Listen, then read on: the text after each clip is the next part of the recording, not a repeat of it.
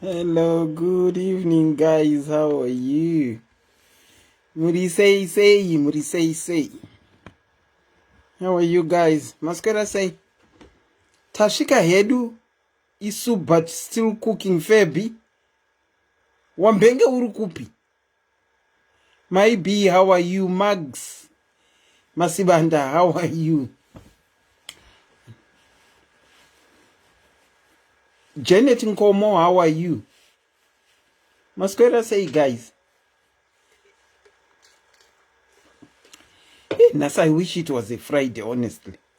Muriku glowa Auntie Selina ndimi never sikana. Thank you. Kudzai, beautiful picture. Thank you. That dress in the picture yakambonetsa and yakambonetsa pa UK zveshuwa. Dress rakambonetsa pa UK irori. Ndapotsa ndafona kuti haufa queen. Loisi, how are you? Fadzi, Naraunda, ndeipi.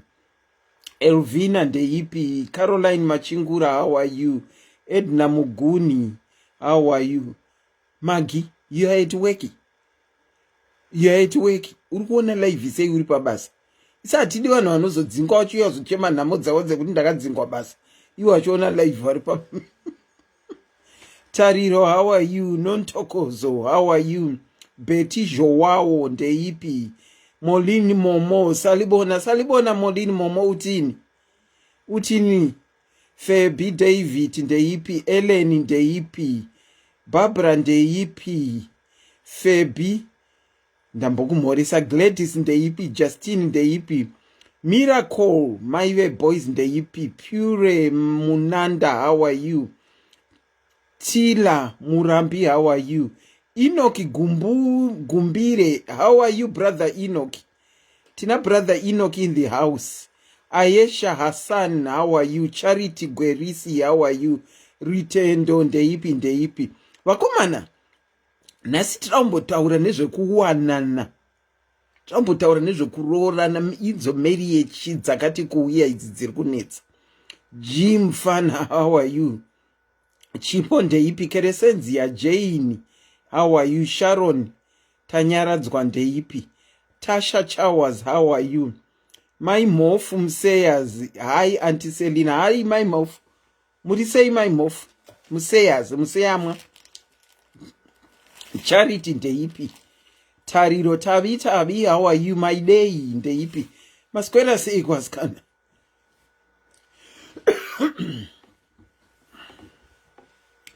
Winter is slowly creeping in and it's becoming miserable, honestly. Keresenzia ndeipi. Maijaravaza, muriseiko Maijaravaza. Inindiri right. Abigail Wirimidza ndeipi. Messi Taruvinga ndeipi. Molima Seko ndeipi. Shila Musaope ndeipi. Tinongorega tichidai kungopinda muchirongwa chedu. Tisamirire zvakawanda vakomana. Tisamirire zvakawanda. Maskwera sei guys. Ndinokuchingamidzai pachirongwa SIS MELLY's Diaries. Zita rangu ndinoitwa Auntie Selina. Ugama lami Auntie Selina. My name is Auntie Selina. I hope I find you well. It's a Thursday evening.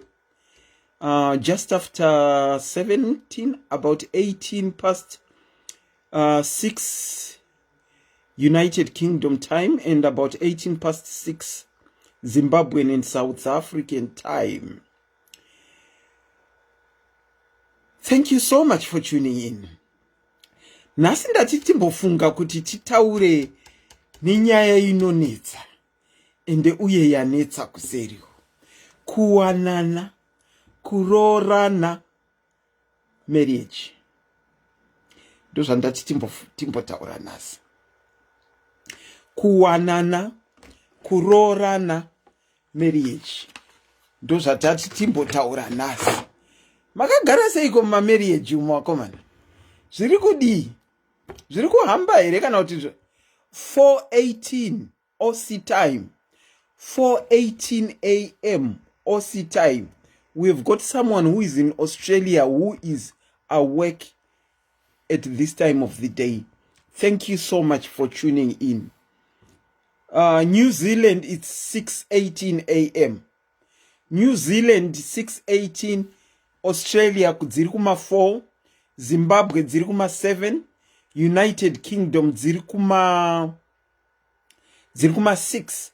United States inodhifa ma-states nema-states time dzawo. Saka unless pane mumwe munhu ari kuita tune in live from the United States, they can tell us what time it is at the moment.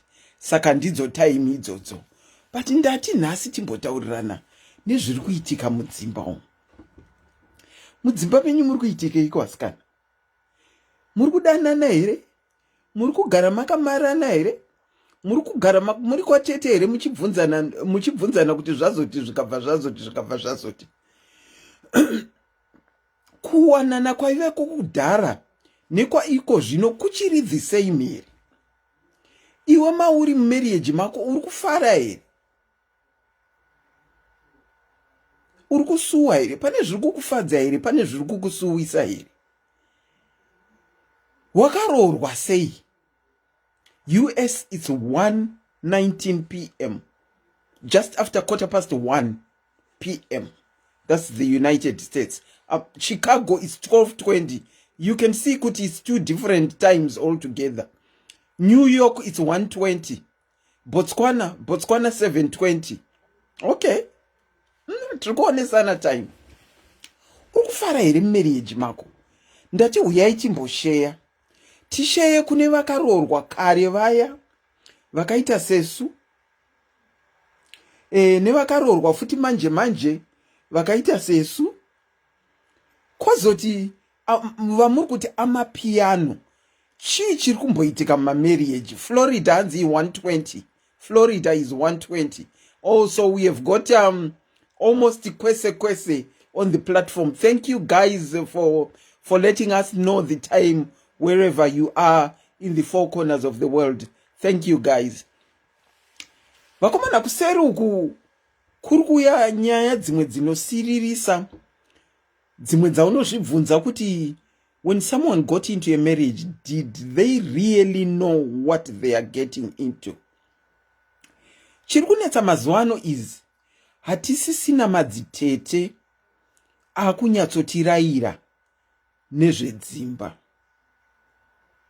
Chiri kunetsa mazuva ano is hatichaendeswe kwana tete kunorayirwa zvinoitika mukati medzimba uye zvinowanika mukati medzimba.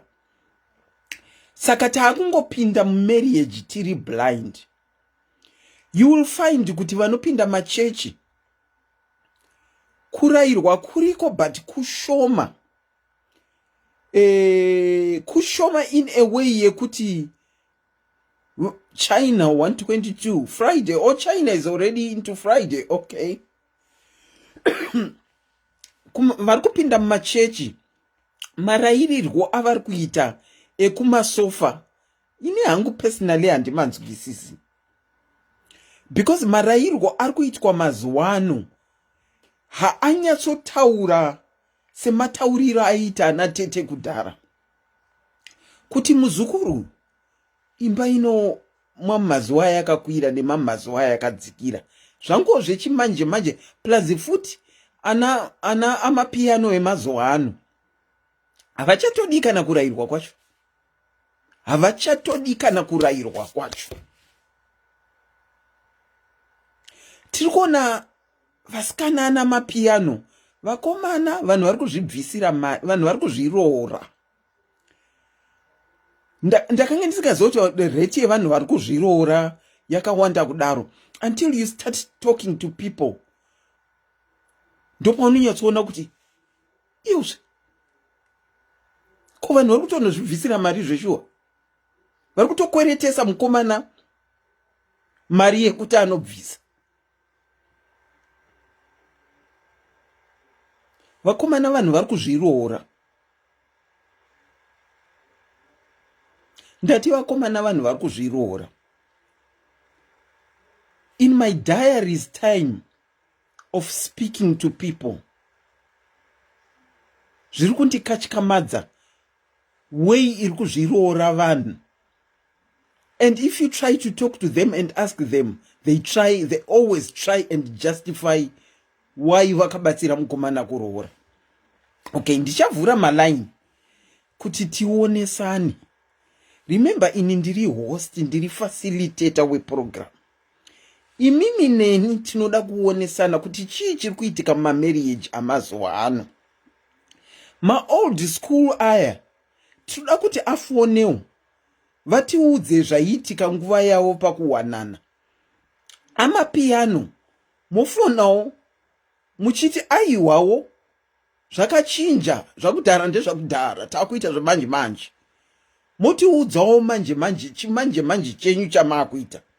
Toweya both sides kuti tione kuti zvakudhara nezveamapiano ndezvipi zviri right. Tanisha Smam, thank you. Saka tichida kuweya tigoonesana. Ngatichitanga ine kuzvibvunza kuti kuwanana, kuroorana kana kuti marriage chi. Kuwanana, kuroorana kana kuti marriage chi. Ndomubvunzo watinofanirwa kutanga tabvunza tika-answer. Tikange tau-answer mubvunzo iwoyoka zvinenge zviri right stereki. Marriage, kuwanana kana kuroorana, is a union between two people. It's a union. Sorry, ndishamboti taurei nechirungu because nechishona chacho handinyatso ndinotry. I'll try. Okay. Kuroorana kwevanhu vaviri.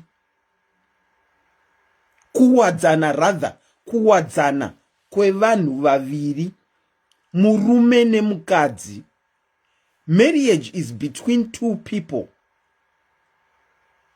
male and female. Vanounifyiwa together in marriage. Marriage ndambe ndichitarisa kuroorana nekuwanana mudictionary rechishona. Ndichitarisa kuroorana nekuwanana mudictionary rechishona.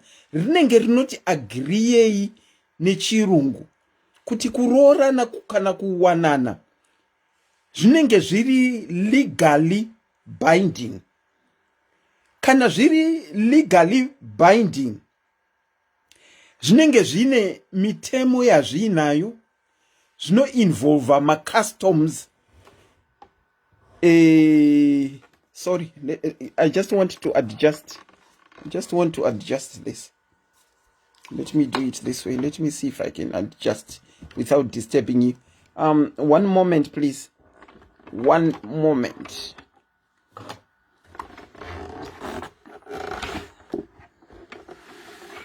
Oh, let me do it.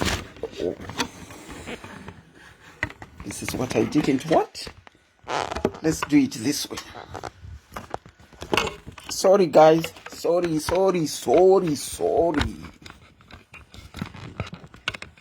Chachizonyatsomirira zvakanaka manage. Let's do it this way.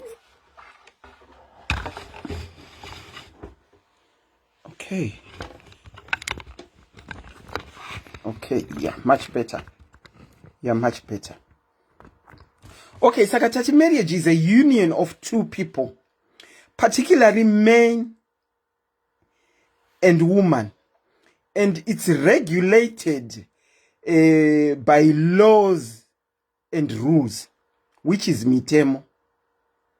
Marriage inoregulated nemitemo, inoregulated nema customs, inoregulated nema beliefs, inoregulated nema attitudes. Zvese izvozvo zvinhu zvinoregulate marriage. Anditi tati inoregulated nemitemo nema laws. Ma laws which is mutemo, ma beliefs, ma customs. Ndo zvinhu zvinoregulate marriage. Mu marriage kana vanhu vaviri vawanana, kuti marriage yavo ifambe, first and foremost munoda rudo. Nekuti kana musina rudo, kuwanana kwacho hakubatsiri. Having said that, mazuano vanhu vari kungoroorana kuti vachengete mwana wavo vakaita vari vese pasina rudo ruripo. Ngonzi chero mwana aina baba vake naamai vake vari present, asi rudochi, rudo harupo. Marriage inoda commitment.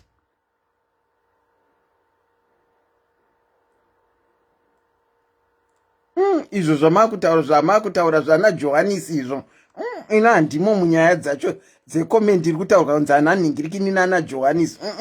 Ina handimo. Ndati inini marriage, what marriage is between a man and a woman. That is marriage. A man and a woman. Ndo inodzi marriage iye. And ine zvinhu zvainobata mabeliefs,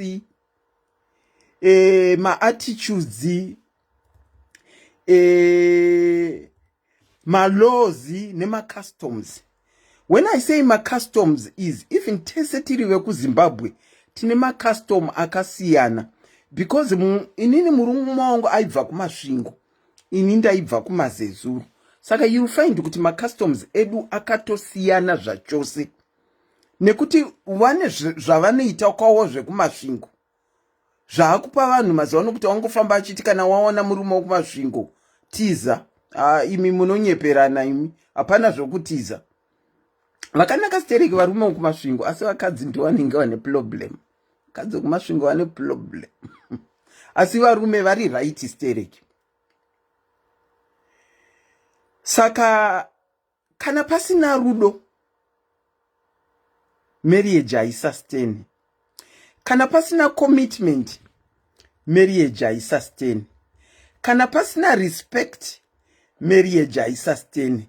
Kana pasina communication, marriage haisustain. Kana pasina compromise, marriage haisustain. Tanzwanana zvandataura. Love, compromise, communication, respect, and commitment, marriage haisustain. Tozo edera zviri kuvhaliwiwa naana amapiano nhasi. Manje pana ana amapiano palist panotanga kana pasina sex, marriage haisustain. Kana pasina sex, marriage haisustain. Ndo ana amapiano vanhasi. But marriage has to have all these elements that I talked about for it to sustain. And it, having said that, kuti marriage inoda izvozvo kuti isustain. Tiri kuziva zvinosustainisa marriage. I'm now going to open up my lines. Zvimwe tichataura as we go on.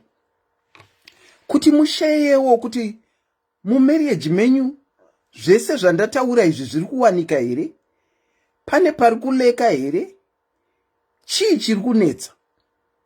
Muri kuita simukatienzanise derere here mu marriage yenyu?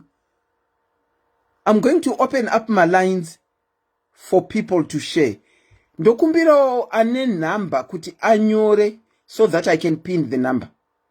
Ndokumbirawo ane number dze phone in kuti anyore 4477.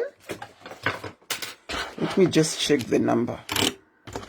It's 447748330801. 447748330801. Ndinokumbirawo ane number kuti anyore ndipine.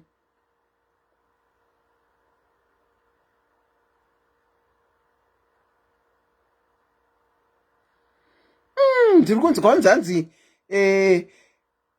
if it has everything but no sex it won't survive, but marriage in a sex isina zvimwe zvese can survive. I don't agree with you. Why I say let me pin the number. Why I say let me pin the number. Thank you to those that have given me the number. Oh, thank you. I don't agree with that. Why I say that is kuseri uku zvamunoona varume mudzimba umo vamwe basa chairo havachagoni, asi you'll find kuti vatogara nevakadzi wavo 7, 8, 9, 10 years pasina chiripo, asi mukadzi ari kuti anoda murume wake. Vane ma-health factors ari kuvaprohibitisa kunge vachisangana. Saka sexi ndezvekungonakidzwawo inogona kutadza kusurvivor kana makangosangana zvekungoda kupanana chete, asi inogona kusurvivor, because if you look at anambuya nana sekuru vanoricha a point whereby vakutorara different bedrooms, but marriage yavo iringosurvivor one vakurara different bedrooms. Saka zvesex izvi it's ndezveana amapiano. I don't know, maybe ndini zvangu, I don't know, but sex ndaiedera. Asi kana marriage yenyu ichileka the most important things, zvana ningirikini compromise, zvana commitment, zvana respect, munozowana kupi energy muchigara makamarana? Munowana kupi energy yekurarana? Munoiwana kupi energy yekurarana? Kurarana hunge zvinhu zvakanaka izvi weduwe. Hatisi kutaura zvevarume vanongovata pese peseka, ngovata nangana. Tiri kutaura zvemumarriage chaimo. Mumba musina kumira zvakanaka munovatana. If you want to call and contribute kune zvatiri kutaura izvi, pamwe ini ndiri old school inofunga kuti zvese zvinofanirwa kunge zviri package kuti marriage isastaineke. But hey, vamwe vari kuti hanzi sex inogona sex yega inogona kusustainisa marriage. You can call in on the number pinned below. Let's discuss, tionesana. If you have got a story to share about your marriage, you can also share it. Une zvakanaka zvauri kuwana marriage mako here, zvauri kuda kuti vamwe vazive vagokopawo. Remember, chakanaka chikashayiwa chinohelpa someone. Uri marriage isina sex here, wagara makore mangani, uye chawakagarira chii kana musina sex? Wakagarirei kana musina sex? Because it seems to be the most important factor munengirigini marriage. Ndo zvandinenge ndiri kuona zviri kutaura vanhu. Makagarirei kana musina sex? Ini ndakagara musina. But I'm happy. The happiest person, in fact.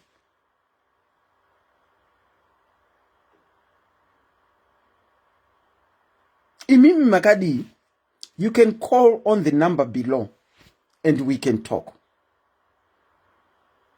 You can call on the number below and we can talk. Kana kuti tongotaura ipo panhingirikina, ndiri kuona makomenzi muri kukanda ari makomenzi ka.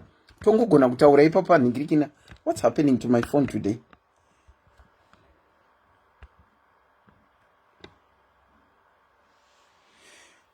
Mandi E flavors scattering. You are saying marriage isn't based around sex though.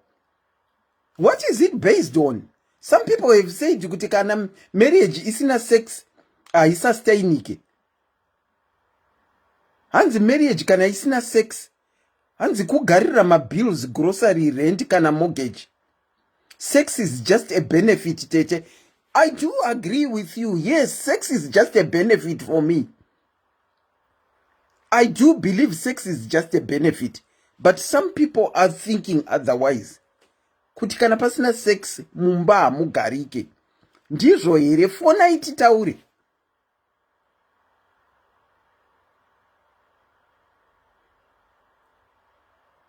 Hanzi kosei makagara musina sex nai Auntie Selina. Where is your husband? My husband is here.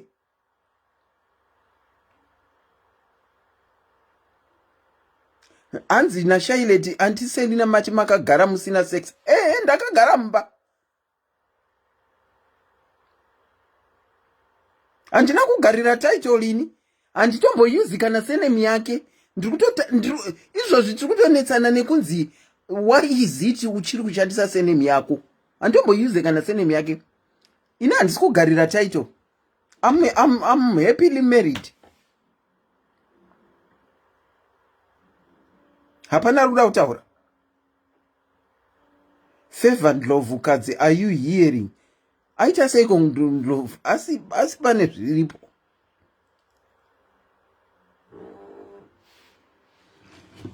Regai titore kola. Kola tinokuchingamidzai pachirongwa makadini? Tiripa makadini, Auntie Selina. What's your take on the topic? Yeah, I need to I just want to contribute my thoughts on that. Yeah, the marriage, pandiri nini atina mukoni. True. Marriage ina formula. True. Nikuti chinoitira kwandiri chinogona kutadza kuitira kune mumwe. Zvachose? Anditi. But chandinoona ndechekuti zvoni marriage chinobata marriage kazhinji it's love. Ndiro chinhu chekutangisisa. Okay. Love covers a multitude. Sorry, ndokumbira ku background iTV here kana kuti imwe phone. Oh, I see. Imwe rega ndiyudze vana vanenge vakakwidza volume yavo.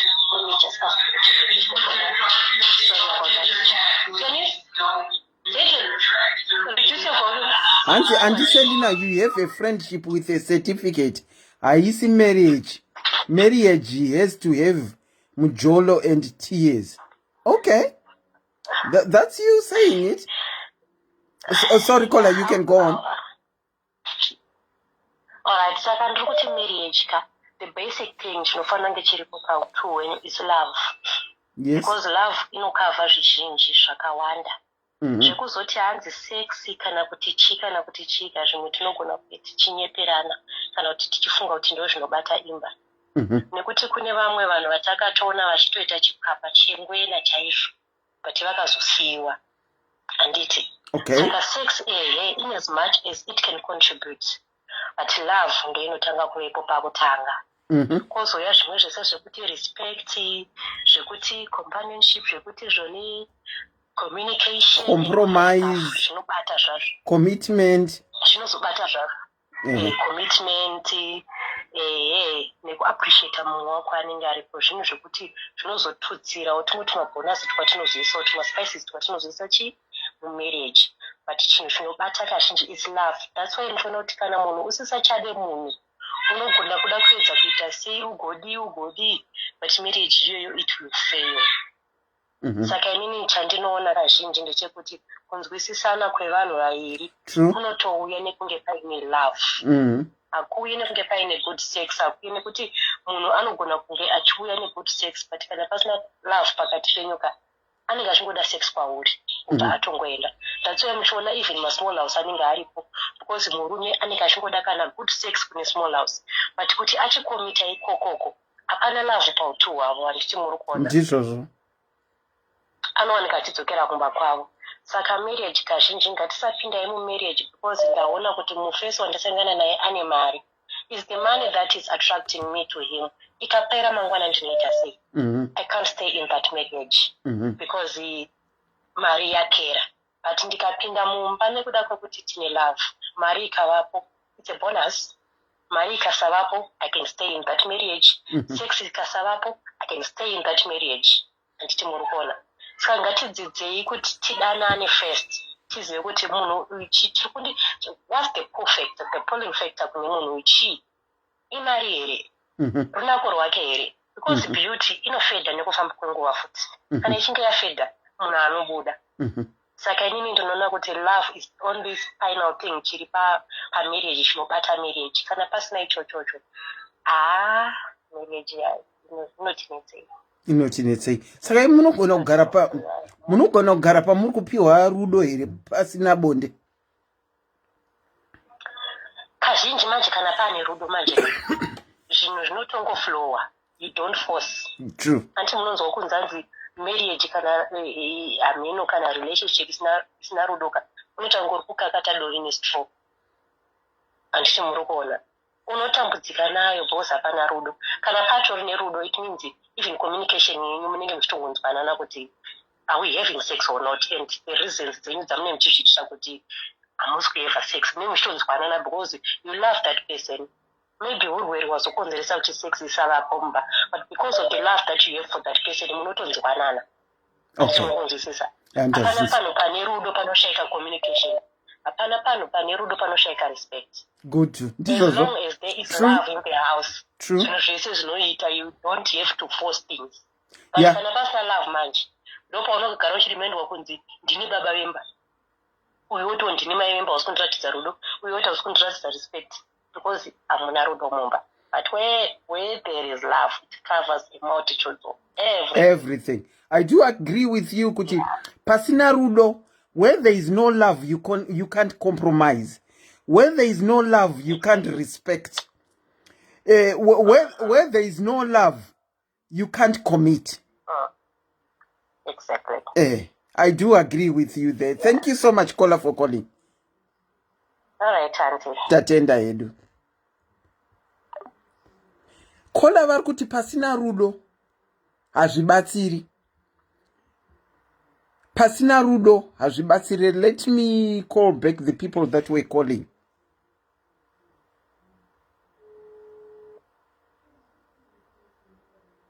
Hanzi vatinyepaira rudo runafambe sei pasina bonde. Rudo rungafambe sei pasina bonde. Varume varungoenda kunoita wani kumatraki uko pasina rudo. Varungoenda kunoita bonde wani pasina rudo.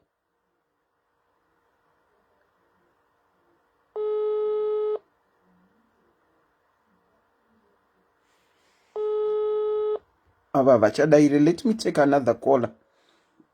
Vambofona futi. Let me take this number.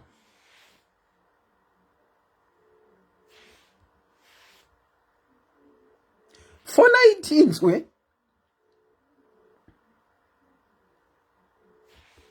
And the foundation is always important. Which foundation? Vambofona avachadi kudaira mafoni avo. For 19s, we. Sinokuchingamidza pachirongwa SIS MELLY's diaries.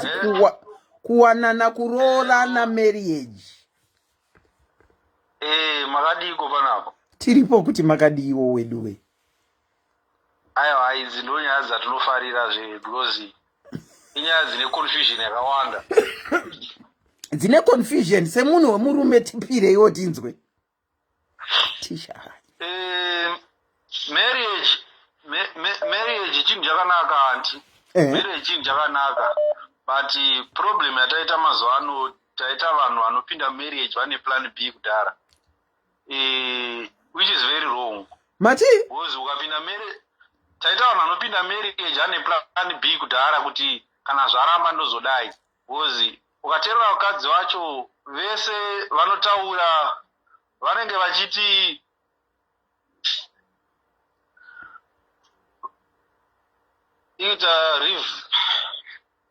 Hello? Hello. Ukateerera vakadzi vacho vese vanenge vachitaura unonzwa vakadzi vachiti tsvaga zvekuita because murume akakusiya mangwana unowana chekurarama nacho. But it's not about kuti murume akakusiya mangwana. Murume anogona kutadza kukusiya mangwana, unogona kumusiya iwewe. Kana uchitsvaga zvekuita uitire kuti murume akakusiya mangwana. Because ukapinda marriage une pfungwa idzodzo, kana ukagara marriage une pfungwa idzodzo, unenge uchitorasika. Because at the end of the day, brain idzodzo dzinogona kukumotivate kutaura zvimwe zvinhu zvisingatauriki kana kuita zvimwe zvinhu zvisingaiti. Handiti mapaona. Okay. Because iwewe unenge wakatozvudza kudhara kuti ndikuita izvi because akandisiya ndozodaiwo. 1 2 marriage isusu inini kwetoti isusu inini ndine 15 years marriage. Okay. Musikana wangu ndakadanana naye 3 years. 3 years. Makanyatso stadana.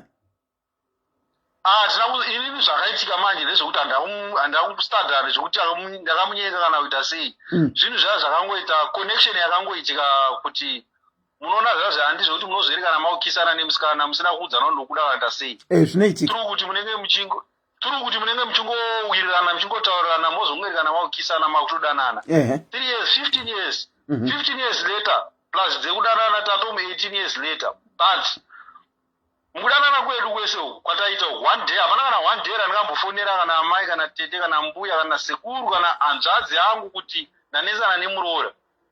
Kwete kuti hatinetsane, tonetsana. But isusu manje zvatinoita manje ndezvekuti togadzira problem isati yauya.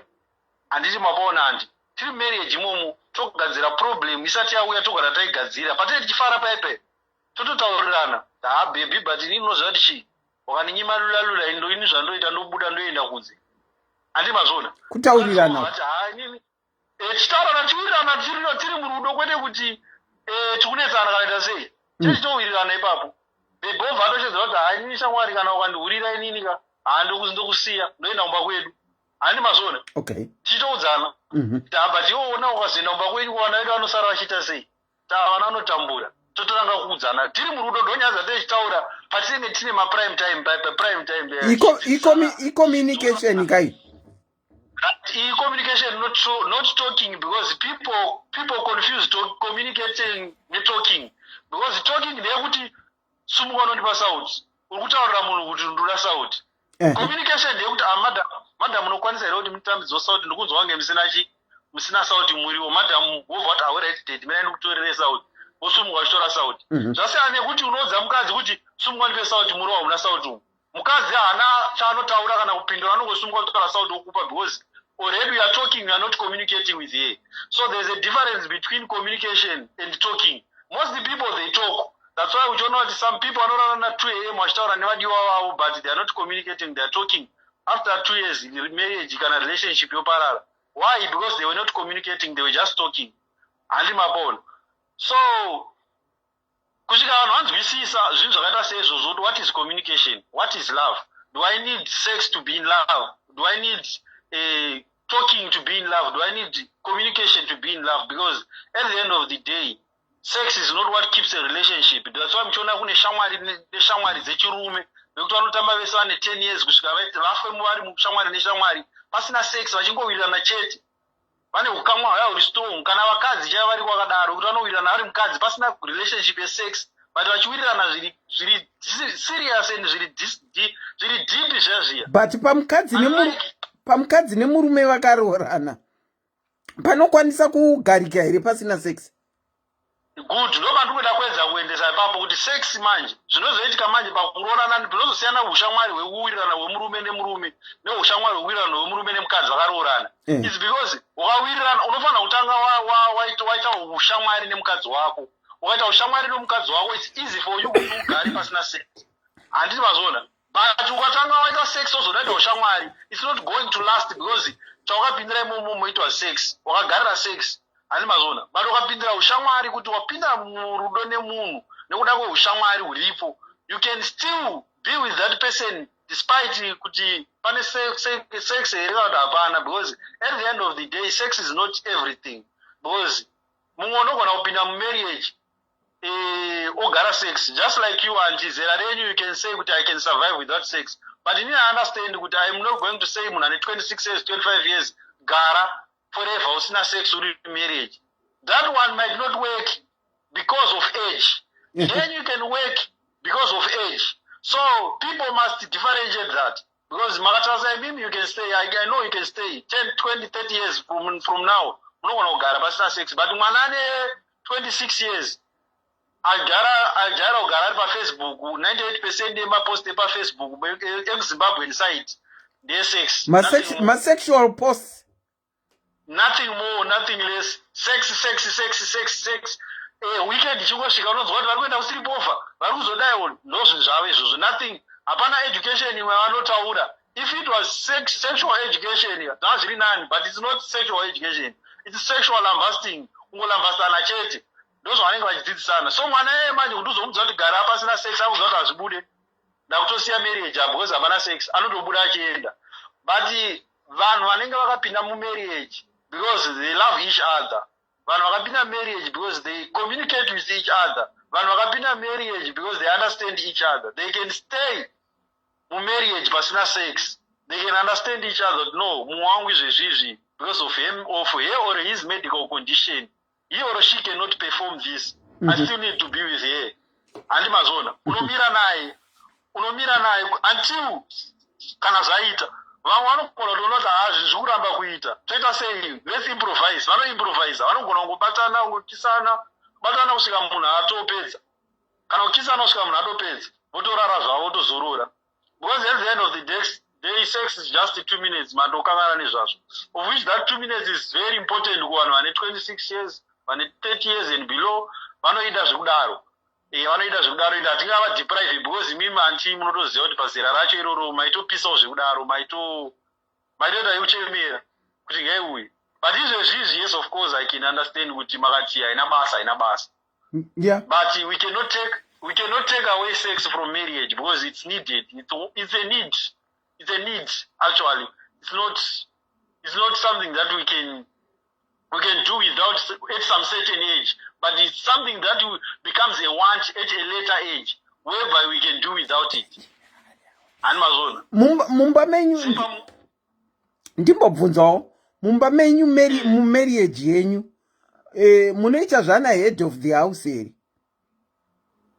Head of the house yakashayika zvakangofanana nekuti ndingazvifananidze nekuti ground kana kuti ground rebhora rinoita 2 marefu aritambike bhora iro rakaita 2 marefu, refu anofanira kuita 1. Head of the house anotodiwa mumba, baba vanofanira kuita head of the house, but kuita head of the house hakunzi kuti dzvanyirira mukadzi. Kuita head of the house is just leading, because it's just like tiri padhayari panapa anti pari kuorganizwa high chief South Africa. Imagine andiserina kunyora vanhu, SIS MELLY vari kunyora vanhu, Queen vari kunyora vanhu, mumwe ari kunyora vanhu. It's disaster. It's a recipe for disaster. But you appoint someone to lead.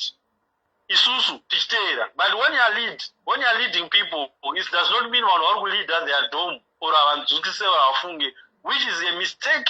In our room, ufunga kuti kana ndakaita head of the house, ndofana kutonga nedemo. Kana kunzi head of the house, ndakufana kusenzesa sezvinoita madmine pama Facebook wataura zviri zvonzi block.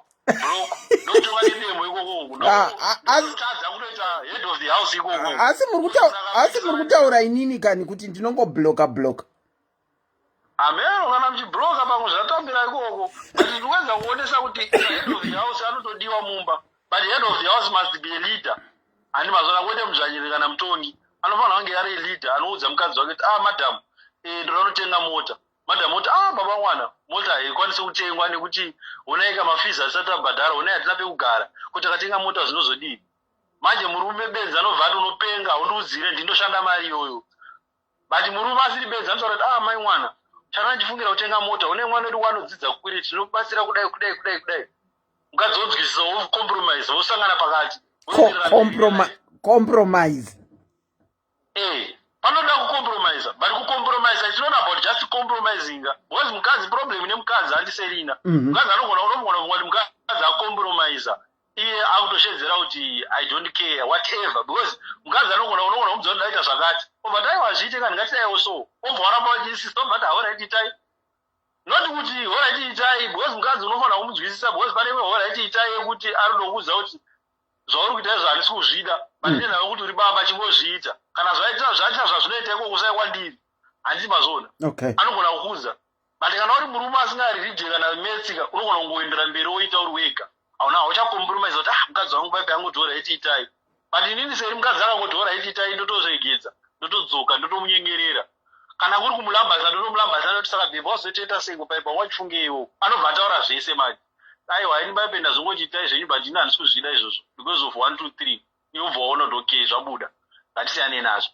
Makutoenda marriage yakutofamba, mukadzi akakanganisa haufaniri kuenda kuhama dzako kana kuenda kuhama dzake, unombomugadzirisa uri 1, because hazvibatsire kuti utori mukadzi ungoti mukadzi wako mangwana waenda kuhanzvadzi yako, waenda kwatete wako. At the end of the day ana tete vakangotsikwa konzi nemukadzi iyeye, they want to feel your divorce because vanenge vachiziva kuti maweakness ari maweaknesses ake maweakness because once vanekunze vakangoziva maweakness ndo avanotemba nawo yayo ndo aanobata handi mazoda zvakango it's like imimi ndakanetsana nemi ndichiziva kuti imimi ruoko renyu rekuleft rakatyoka ndongotaimira kurova ruoko iroro chete rekuleft iroro ndoziva kuti hamuna zvamuchaita mucharwadziwa chete handi mazoda so mistake iri kuita amapiano ari kuita mistake yekuti murume akasarara kumba one day atobuda akutorwa bembera akutomhanya kunze asi kugara nemunhu wake pasi kuti shamwari yo zvauri kuita izvona so zvakamira so zviri kundikanganisa 1 2 3 handi mazoni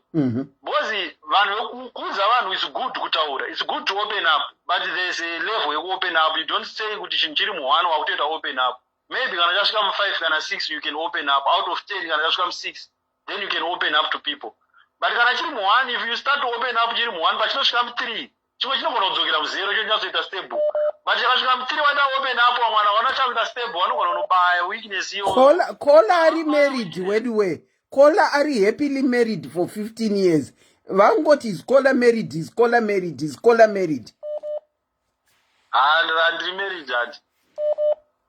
Because kana vazoona mistake yako manje vanozonobaya mistake iyoyo. Kana vabaya mistake iyoyo vanongatoziva kuti apa takabaya apa. String iyi takaidhonza anorwadziwa kusvika apa. Takadhonza anorwadziwa kusvika apa.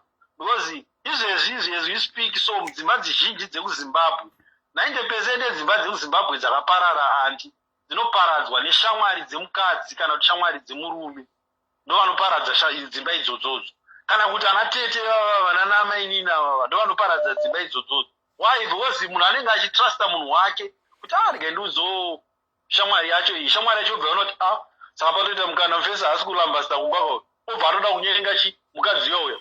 Murume anozona mamwe machatsi ozotanga kutonetsana nemukadzi wake kuti koyo maizotaura ichiapa mukadzi uda kuexplain anzi get away handisi kuda kuzwa izvo zvoenda kumba kwenyu zvatopera handi mazoda. Okay. Instead of building people munhu akundosedzesa mukana, because nowadays paipe panzawa nebhaibheri kunzi nemazuva ekupedzisira rudo rwazhinji ruchatonhora. Izvezvizvi we have called love anti rudo rwatonhora kusisina rudo kunze kwakunyangirana handi mazoda. Vanhu vakunyangirana which is very sad. It's very sad kuti vanhu vari kunyangirana. Dai vanhu vadzidza kuti kana vada munhu voda munhu, kana vanyepera munhu vonyepera munhu. Inini izvezvi pane rimwe gurupu ndakatozovaudza ndakati guys, I think it's good kuti kana wangoona musikana waunoda rega kutaura zvekuti I love you cows are coming home in December this and that. Why not? Kuda mari ngangotaura tichada kulambaswa kuda mari. Mukadzi oziva kuti kuchaja ndikupiwa mari yekulambaswa tandi kuswera uchitambisira munhu mwoyo wake kana kuda kuswera uchibhaiza munhu. Ingomuudza straight, ini ndoda kulambasta ndiri mukadzi wangu ndoda kulambasta zvinoita zvite zvinoita. Kuna vakadzi vatori open to that, they will tell you okay uya unolambasta uyane 500 yangu handi mazvona. Because ukanyepera munhu kuti cows are coming home, vakadzi vanopinda nemwoyo, varume vanopinda nepfungwa. Saka iwo murume unenge wapinda nepfungwa mukadzi apinda nemwoyo ukazomisiya akabatirira manje yatohora futi mangwana mukadzi kuti azokwanisa kumendwa futika hazviite. That's why muchiona most single people vanouya panapa vachitaura nhau dzemarriage, they criticize marriage stereke because vakasangana naAbheri vakavanyepera zvakanyanyisa zvakavarwadza. Saka munhu kuti timudzore futi kuti izopinda mudanga futi panonetsa because inenge chakatanga ndo chakachenjedza, not kuti ari kungocriticize marriage. Ari kungocriticize zvakaexperience, but it's not true kuti zvawakaexperience ndo zvinoexperience munhu wese. It's not true. Marriage haina formula. We cannot say there's a formula for marriage. I always laugh when I say that I'm a relationship coach, I do this and that. No, you can never have a relationship coach because there's no formula for marriage. Aizi algebra yekunzi inowekwa so yekuti wakaudzwa munhu ari kuAmerica algebra neari kuZimbabwe, they will come with the same formula and get the same answer. True. Ipapo inini I do agree with you zvekuti hanzi marriage coach. What is there to coach pavanhu tu vari kugarisana? As you said kuti marriage haina formula. Imimi muri tu ndimunofanirwa kuita make do of what is suitable to the two of you in a marriage. Saka kana makuda kundikocha marriage yangu, makundikocha zvenyu imimi zviri kuitika kumarriage kwenyu ndo zvamakuda kuti zviapplyike kumarriage yangu, not knowing kuti isusu marriage yedu tinoifambisa sei. Exactly. And the marriage, ndokana ndinzwa zvekunzi kuchina I don't know kuti pane kanga statement kekuti vakadzi vakazosvika pakuudzana kuti kana murume ari kubasa anofanira kumbopota vachimuti waswera sei hani wadyei. Murume haadi those petty issues dzekunzi waswera sei wadyei, because inini as a man I don't tolerate that kuti unoswera uchinifonera uchinibvunza kuti wadyei. Zvine basa rezi kuti ndadya, zvina kana basa ichi handi mazona. But kune mumwe murume zvinotonde basa. Mumwe murume akatozwa waswera sei wadyei anogona kutozwa kunyerekedzwa handi mazona. Inini ndikashedzwa kunonzi chi kumunhu ari kuitwirirwa inonzi chi marriage party, zvinonzi zviko izvi vanozviti chiko bridal shower kana baby shower. Mostly I don't give advice yekuti mumarriage unofanirwa kudai, unofanirwa kupfugamira muruoko, unofanirwa kudai, unofanirwa kudai. Inini ndinoti dzidza munhu wako, umaste zvinhu zvaanoda, ndizvo zvaanofanirwa kuita. Nekuti ndikauya ndichikuudza kuti unofanirwa kutsvoda murume wako goodbye pane vanhu, vamwe vanhu havazvide. Ndikauya inini ndichiti unofanirwa kupfugamira murume wako, vamwe havatozvinzwisise kana kuzvida. Saka ukamasta munhu wako wauri kuwanana naye, ukaziva zvaanoda, ukamuitira zvaanoda, zvinofamba. Nekuti mainhingi vanouya nezvavanoita kumba kwavo, kosumudzwa mainhingi futi vouya nezvavanoita kumba kwavo. Saka you find kuti unenge wane mishmash information about people talking about their own marriage experiences, which I disagree. Munhu pinda uzvionere zvinoda munhu wako, and then you change accordingly.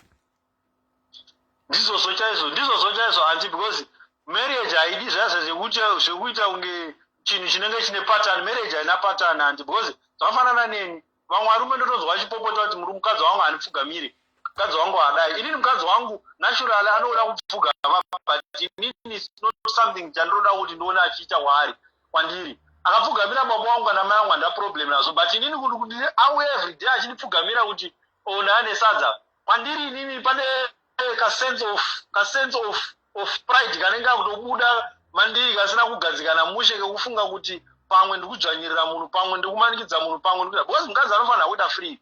Yes.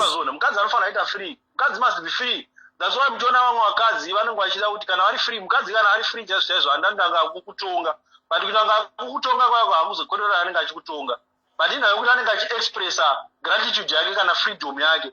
Kufuita vamwe varume vanobva vachedza kuti wakufanisa kundijairira, but anenge asingakujairire because mukadzi haakwanise kubudisa gratitude yake kwauri in other ways. Anoita gratitude yake kubudisa kekuti anga ari kukutonga, kekuchedzera kuti mangwana tikuenda akakupisa timbonodya pizza handi mazoni. Iwo watora iyo that statement other way yekuti adatondiudza zvokuita wakutobuda mujambudza futi handi mazona. But iwo kana uchiziva kuti unhu hwemukadzi naturally kana akabatwa zvakanaka anoita zvinhu zvakaita seizvozvozvo, haumboswera uchizvinetsa, and haumboswera uchinetsana nemukadzi wako. Kana usina unotongomutaura zvakanaka, baby ona iwoka mangwana ndiri kukubikira, hatisi kuenda kupizza, ndaumbobikawo mangwana because handina mari. Kana kuti of course baby toenda kupizza, moenda kupizza nemukadzi wako. But problem ine vamwe varume vedu tinozoita zvaza zvekuti kana ndiri baba ndofanira kuzikanwa kunzi ndini baba pano, and vanofanira kutondiziya. Whatever you say as a baba goes. Whatever you say as a baba goes, and anyone challenge izvozvo anonzi anodonzwanzi wada kutonga pano, and of which problem inozoitika anti munhu wacho vazhinji vacho namba zhinji yevanhu vanoshedza vanhu vada kutonga pano iyoyoyoka. Vanhu ivavavo vazhinji vacho makada kutarisa vane lacking vaanoita padiscipline yavo, padiscipline yavana vavo, padiscipline yemukadzi wavo, padiscipline yake self haatorina, asi anenge aida kutonga zviya zvekuti anoda kuremekedzwa, but iye discipline yake kuti aremekedzwa hazive kuti mukadzi anoda discipline. Vane level. Sorry caller, hold on. Vanhu vari mucomment section vari kuti next. If you feel you want a next person, why don't you be the next person to call in? Be the next person to call in. Don't call kuti next. Iwe usiri kufona kuita the next person. Thank you caller, you can go on. Hazisi mabona. Aiwa ndizvo zvavanenge vachida mukana rega tisati chavapa mukana sure. But like I'm saying kuti in marriage panenge pachingoda sense of compromise and sense of understanding kuti ndini baba. Ndini baba inini. Ubaba wangu unobva apa usvika apa. Mukadzi wangu ndofana umupofu ubva apa usvika apa. But nowadays nenawo yekuti vanhu broken outside there. They don't advise people to marry. Makangodzwa munhu akupinda marriage. Marriage dzenyu idzi. Marriage is not an achievement. Marriage is not this. Marriage is not that. Vanhu they are chasing marriage. Sekunge marriage chinhu chakaipa because of one or two situations dzavanenge vasangana nadzo. But it's not like marriage yakaipa. Marriage yakanaka. Marriage chinhu chakanaka. It's a beautiful thing. Wakaona marriage, wakaona something that is good, that is beautiful. It is. So it is. Yes, I just encourage people kuti they must not see social media life over what I need this guy, this kind of guy, I need this kind of guy. No, that is not marriage. That is not life. There is more to life than going to Dubai. There is more to life than going to Ireland. There is more to life than spending my time holidays. There is more to life in understanding someone. And some people are just happy every day. True. They are just as happy as ever. True. So amapiano angofunga kuti ndiri kuDubai ndiri mubhoti ndakarwa pamshoti mukamurume wakarwa ari mwezi shoti tichiwa mapicture. No kind of marriage yavakuda. Of which that one is a picture that can be painted by anyone on social media. It will not be followed. Very, very true. Iwo mai vekumba kwenyu vari padhuze? Aiwa, havasi padhuze vaenda kubasa. Anyway, thank you so much for the contribution yamapa hai yakaisvonakisisa fani. Thank you so much, Kola. Alright, Auntie, thanks. Tatenda. Regani voritena call yevamwe vabva wafona back. Tinokuchingamidzai pachirongwa makadini. Tiripedu makadiwo tete makadini. Mandidzorero device iri kuseri. Ndadzima. Madzima. Ndazviona kuti maamuri kutsva panga pachitaura babavo. Maamuri kutsva nekuda kutaura. Taura yenyu. Ya, maonero angu ni wanano tete vanhu vaviri vanowirirana, vanonzwisisana. Zvanga chitaura hanzvadzi kuti kana maita dambudziko amufanire kutsvaga munhu wechitatu anokugadzirisai. Ngozi mukazotsvaga munhu wechitatu vamwe vanozokusevesai sadza, vatokumwisai tii, vatogara pasi vachizotaura nyaya dzenyu. Saka kana muri vanhu vaviri vanotaurirana, munokwanisa kugadzirisana zvakanaka. Okay. Pasex apa munopaona sei sex kunzi marriage isina sex zviri nani kungorovako pasi? Ndosaka paya pachinzi roorwa nemunhu waunonzwisisana naye. Sex we communicate before we do sex. You understand? Matiche dzokorodzai futi. Sex tinokomunicate kuti nhasi mumwe wangu ndakaneta. Munozvinzwisisa kuti aiwa wakaneta rara hako. Saka nyange ndikarwara mumwe wangu anozvinzwisisa kuti sex inogona kutorarama pasina sex. Chakakosha rudo pakati pedu. Okay. Saka imimi semunhukadzi makawanikwa here? Ndakawanikwa. Mane makore mangani muri muwanana? Tine makore 7. Mune makore 7. Muri makore mangani if I might ask? I'm 32 years. 32. Kurunzi baba hazvichaite hapasisina sex iripo. Mungagare marriage mune 32. Kwangogara musina sex. Ini ndinogara nokuti munhu wangu ndinomuda tete. Munomuda. Uye munhu anondinzwisisa ndinomuda ende ndinosacrifice kuti nyange zvikanzi nhasi achakwanisa kuita bonde ndinorarama naye. Alright. Vazhinji vanenge vane kukadzika kwekuti hanzi there is no marriage if there is no sex. Pane vanhu vanopindira mumarriage zvakasiyana, vamwe vanopindira material things, vamwe vanopindira kutoda munhu zvaari nyange asina mari. Senge inini what I have experienced, taitomboraradza zvokutoshaya sadza chaiko but taingodanana zvakadaro asi Mwari akazotiwanira nyasha tingori vamwe chete pasina kana abuda. Saka munhu kana uchida munhu wako mude ari zvaari unyatsotaura kuti ini ndinokuda uine mari usina mari zvichibva pamoyo wako zvakafanana nesex. Nhasi zvikanza mumwe wako aremara zvokuti haachakwanisa kuita sex unokwanisa kugara naye nekuti unenge uchimuda zvinenge zvisiri zvekuti wakainga mari kana kuti upfumi hwake. You understand? Izvo zvamataura, which brings me to the fact that in the event yekuti maita mavows enyu in sickness or in health till death do us part, in the event yekuti murume wako arwara hazvichakwanisike kunge zvichiitika kuti munge muchiita sex. My question to those that are saying that if there is no sex there is no marriage, munhu wawakasangana naye anzi arwara aita accident aparalyzika, unosimuka uchienda here? Iwe Elton, simba rashe ibva pano. Elton, mwana wangu ngaabve pano, ada kunzwa chii chaada kunzwa. Unosimuka uchienda here because munhu paralyzed haachakwanise kuita sex. For those that are saying there is no marriage if there is no sex, saka unorambira munhu kuti ane hurema haachakwanise kusatisfy masexual needs ako, ungarambire munhu here izvozvo? Mucomment section ndiri kubvunza. For those that are saying if there is no sex there is no marriage. Thank you so much caller. Hai contribution yenyu. Thank you. Zvakanaka. Tatenda. Okay. Vanga vachiti next caller vaya, the lines are free for you to call. Call in, contribute zvaunofunga. Call in and contribute zvaunofunga. Mati marriage, there is no marriage. If there is no sex, there is no marriage. Saka that automatically means hauna kuda munhu iyeye asi wakada sex chete ndo zvawakapindira marriage.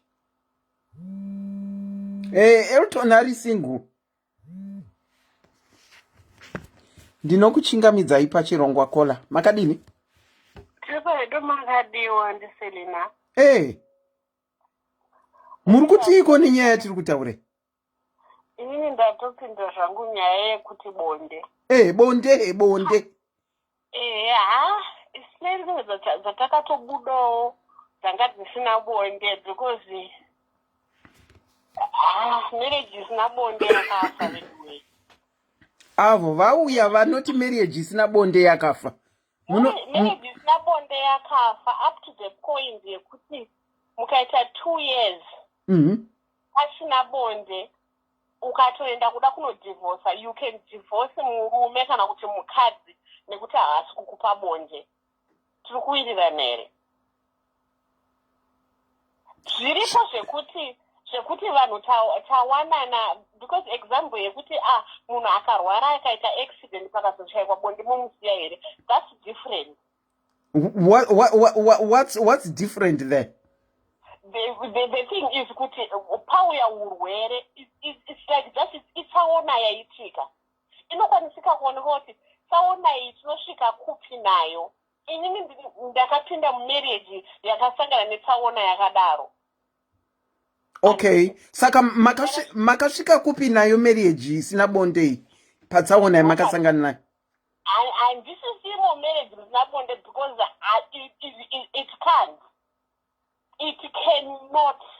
Saka murume akaita accident yaakaita netsaona pakashaika tsaona yaakaita hakuna mugara chafa akamira futi kubva mabuda mumarriage. Zviri kwaari kungoti rudzi rwakasiyana.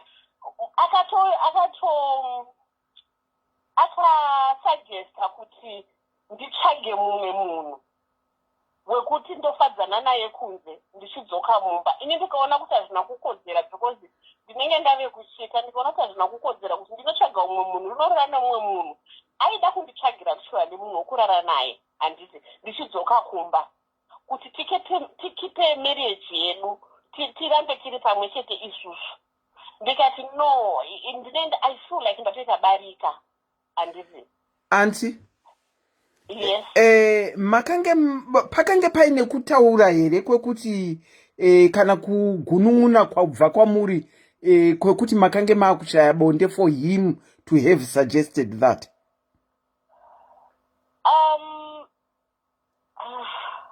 Yes, ndakasuggesta kuti sometimes unombonzwa garo ropfuura ririkupfuurira aiwa actually chaitika ndechekuti aigona kunditsvoda zvekuti ndinogona kutota.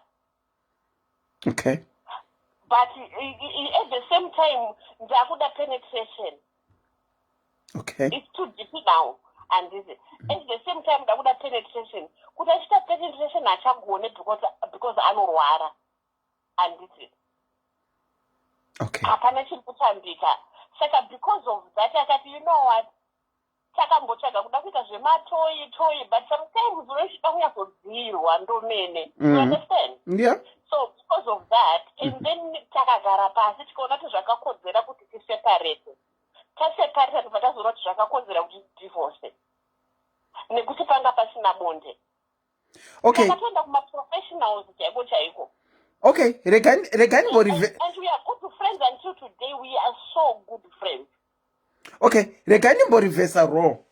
Timbosiya sex aside. Makaita till death do you part.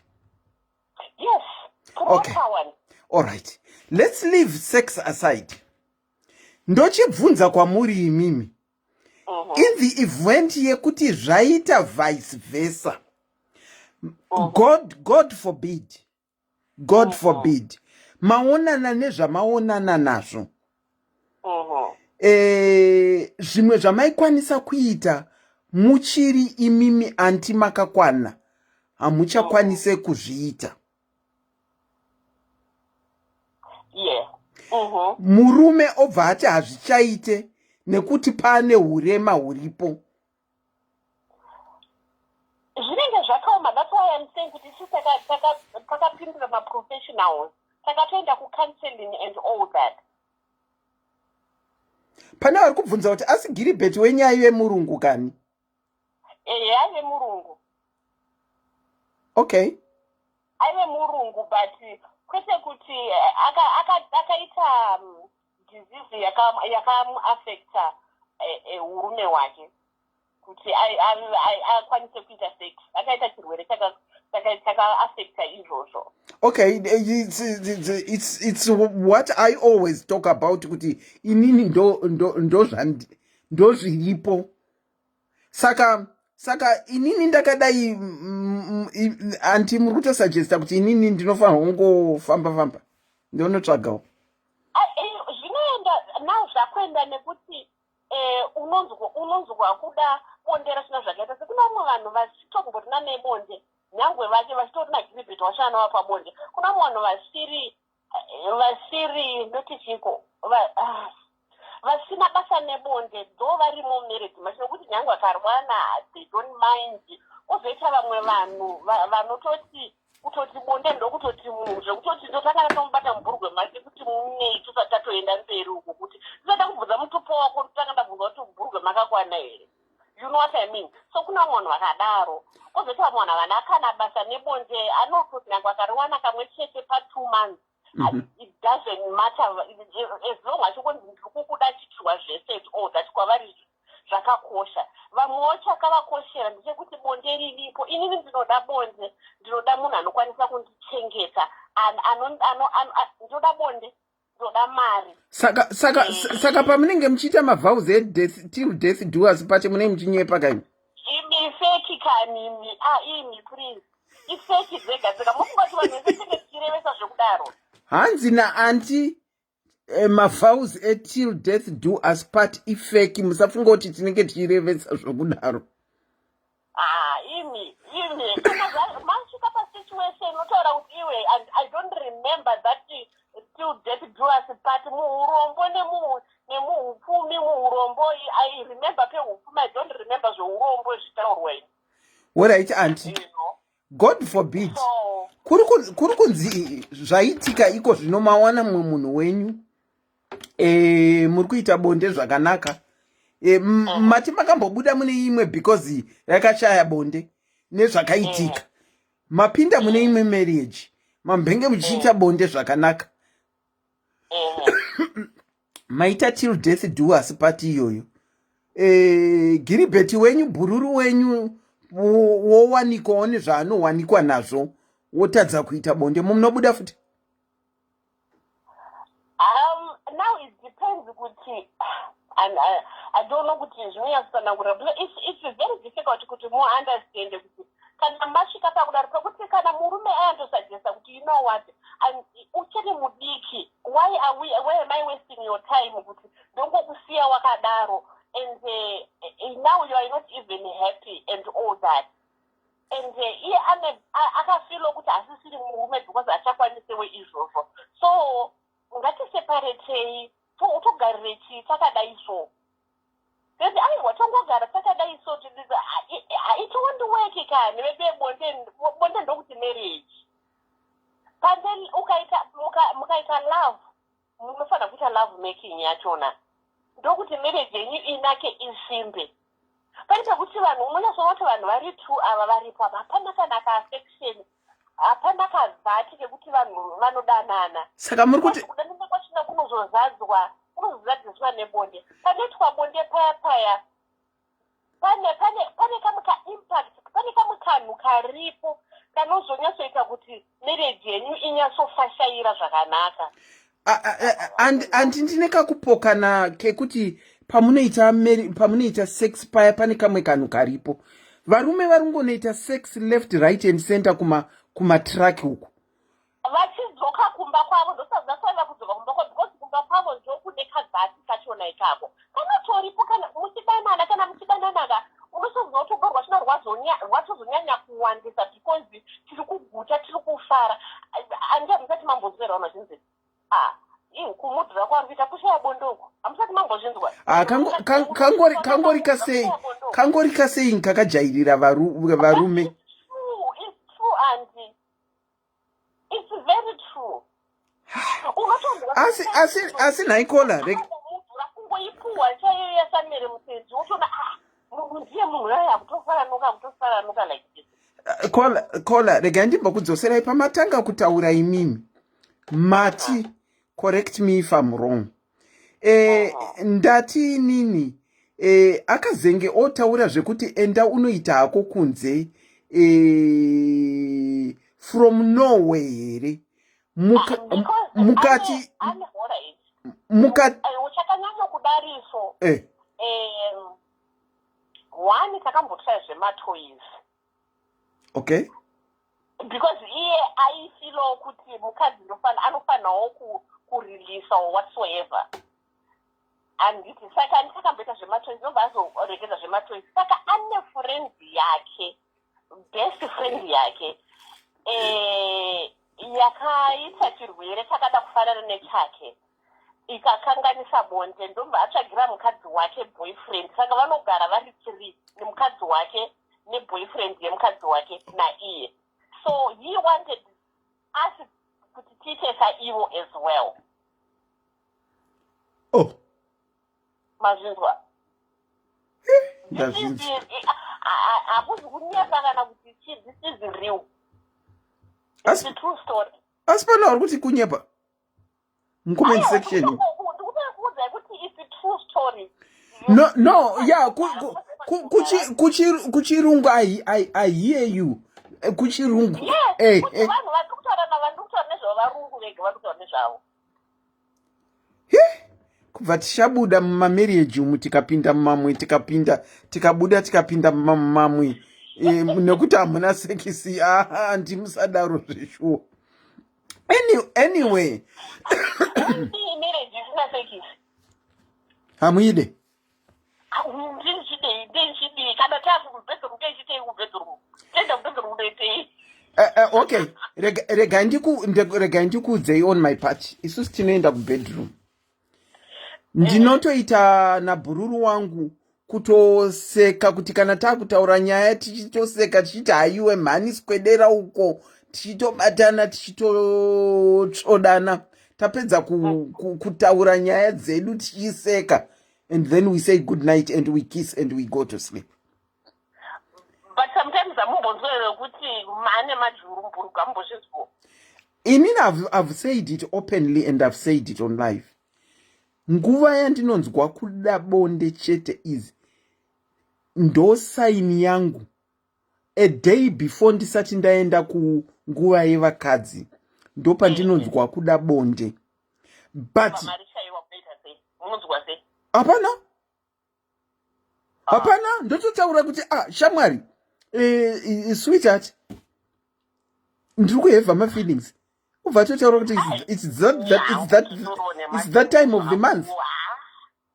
Aiwa andirambe zvamuri kutaura anti takasiyana. Vamwe, some of us can cope and some of you can't, and it's still okay either way. Ngatichiregerai kuti kana inini ndati I can cope without moti hazviite, and yet imi zvinoita ndosandakudza kuti kune vamwe vanhu vasitogorina kana basa naro bonde agudzi vachingokadhila vamwe vanhu vanotongoda makadhozi chete. They are happy like that. Ndizvozvo varumaneridi zvine makadhozi chete handi ndizvozvo, but kuchibhoyi kwedu vano they seem to think kuti kana pasina bonde then hapana chinoita kubatana kwei kana pasina bonde. Inini muri kutaura kuti kuchibhoyi kwenyu kwachona ikoko ndo kwandiri ikoko kusaidhiri yandiri iroro. Inini pasina bonde it can't. Marriage it can't. It's okay. If you feel that way, it can't. 1 + 1 can never be 11. It can only be 2. Exactly. Thank you so much, Auntie, for sharing. All right, Auntie. Thank you very much for your show. Take care and a very good night to you. Bye. Okay. Hanzi na Auntie, it can't. Kana pasina bonde ina handida hangu handigari. Vabva vatipa mufananidzo wokuti vanga vari till death do us part. Kukasvika kuti murume akarwara zvekuti anga asikasakwanise bonde, ivo vakati ndaenda. Saka that means vows atinoita ayaka vatanzi ndezvokunyepa zviya. We don't really mean it. Hatizvimini. But kana pasina rudo chaipo ipo, to say the truth, muchigara musina compromise mumba menyu, musina commitment, musina communication, muchigara muchimarana, and then you safely say kuti munoita bonde mugotonakidzwa. Kwembotifoneraiwo vasina zvese izvi vanoti vanongoita bonde. Muri kumboriita sei musina good communication, musina respect, musina commitment? Muri kuzvifambisa sei kumudzimba? Share wedwe. Ndinokuchingamidzai pachirongwa makadini? Tiripo varume maita basa nhasi muri kuti gresa paplatform pedapa. Taurai zvenyu tihwe hanzvadzi. Nyaya inoitika panyaya yebonde kutaura chokwadi zvinoenderana ne what we call it, nonzi libido, what I don't know. Zvinoenda nelevel relibido yako. Vamwe vanhu makambonzwa kuti kune vamwe vanhu vanoita bonde every day. Pamunopinda mubedroom paya munorara every day, munondoti munoita bonde every day, ende zvichienderana muchitonakidzana zvakadaro. Kozita kumwe kuti munozopedzera makunza mukadzi pamwe akucomplaina kati murume akucomplaina kuti this is too much. Kozoita vamwe vane libido yavo iri very low yekuti avatombokendenga havana kana basa nazvo zvokuti hanzi kune bonde kana kuti chii. Vamwe vanongobelieve into cuddling and stuff. Imi munobelieve kuti bonde rinosimbisa nhingirikini marriage here? When it comes to me, inini zvandiri hangu handidi kukunyeperai. Inini without bonde handioni kuti zvikamira zvakanaka. Alright, muri vevamwe vanorida? Inini ndinotoda bonde hangu. I live alone, I'm not married, but pande ndasangana nazvo kati ndichizvi geja inini zvandiri zvandinonzwa kuda inini chezvo bonde nyangu rakazi every day, it's fine. Saka iko zvino zvamunoita live alone nekuda bonde kwamunoita musiri marriage. Mukange manzwa kuda bonde moita se? I can control myself. Kana ndiri ndega, I can live without it. But kana ndiine munhu wekuti ndinoita bonde naye, even if it can be every day, it is fine. Alright. Asi vamwe vanhu vanogona zvikontrola nekune vanhu besides nyaya yelibido and stuff, kune vamwe vanhu vanogona zvikontrola. Saka apa kana manzwa zvauya apa munozvikontrola sei apa? Kutongozvikontrola kuignore that feeling. Whoa. You can ignore that feeling just ungosiyana nazo. Yeah. Mune makore mangani kona? Ndine 28. Mune 28? Yes. The thing is like ndingati chiko, sorry musandijudge strong. Taura henyu, you are very free to talk. Kunyangwe mukataura zvamunotaura hapana ari kukuzivai kuti ndimi ani. Yeah, I was married before. Okay. I got into marriage when I was 24. Ndikagara nemusikana ndakagara nemukadzi ndakagara naye tikaita mwana and stuff. Tasingaite bonde every day, but still ndiri munhu yaya aifarira bonde. Takazosiyana zvedu nezvakaitikawo takasiyana, but still ndinokwanisa kuzvicontrola. I can control my feelings. My feelings are not controllable kana uri munhu ari normal. Unogona kuzvicontrola. That's why people vachizoti till death do us apart and stuff, all those things. Unenge uchiziva kuti unokwanisa kuzvicontrola, yes. Naikola, kuzvicontrola kwacho kwamuri kutaura hakuzi kukumbozvisevhisa uri wega here kwe? Kuvarume I know that, but kuvakadzi mostly zvinonyadzisa. Kuvarume you can do it kana uri wega papaya, especially myself. I can help myself ndega freely, but kuvakadzi unokwa kuita kunge uluta zvimwe zvinhu zvisingaiti. Saka kana matozviyeropa muri mega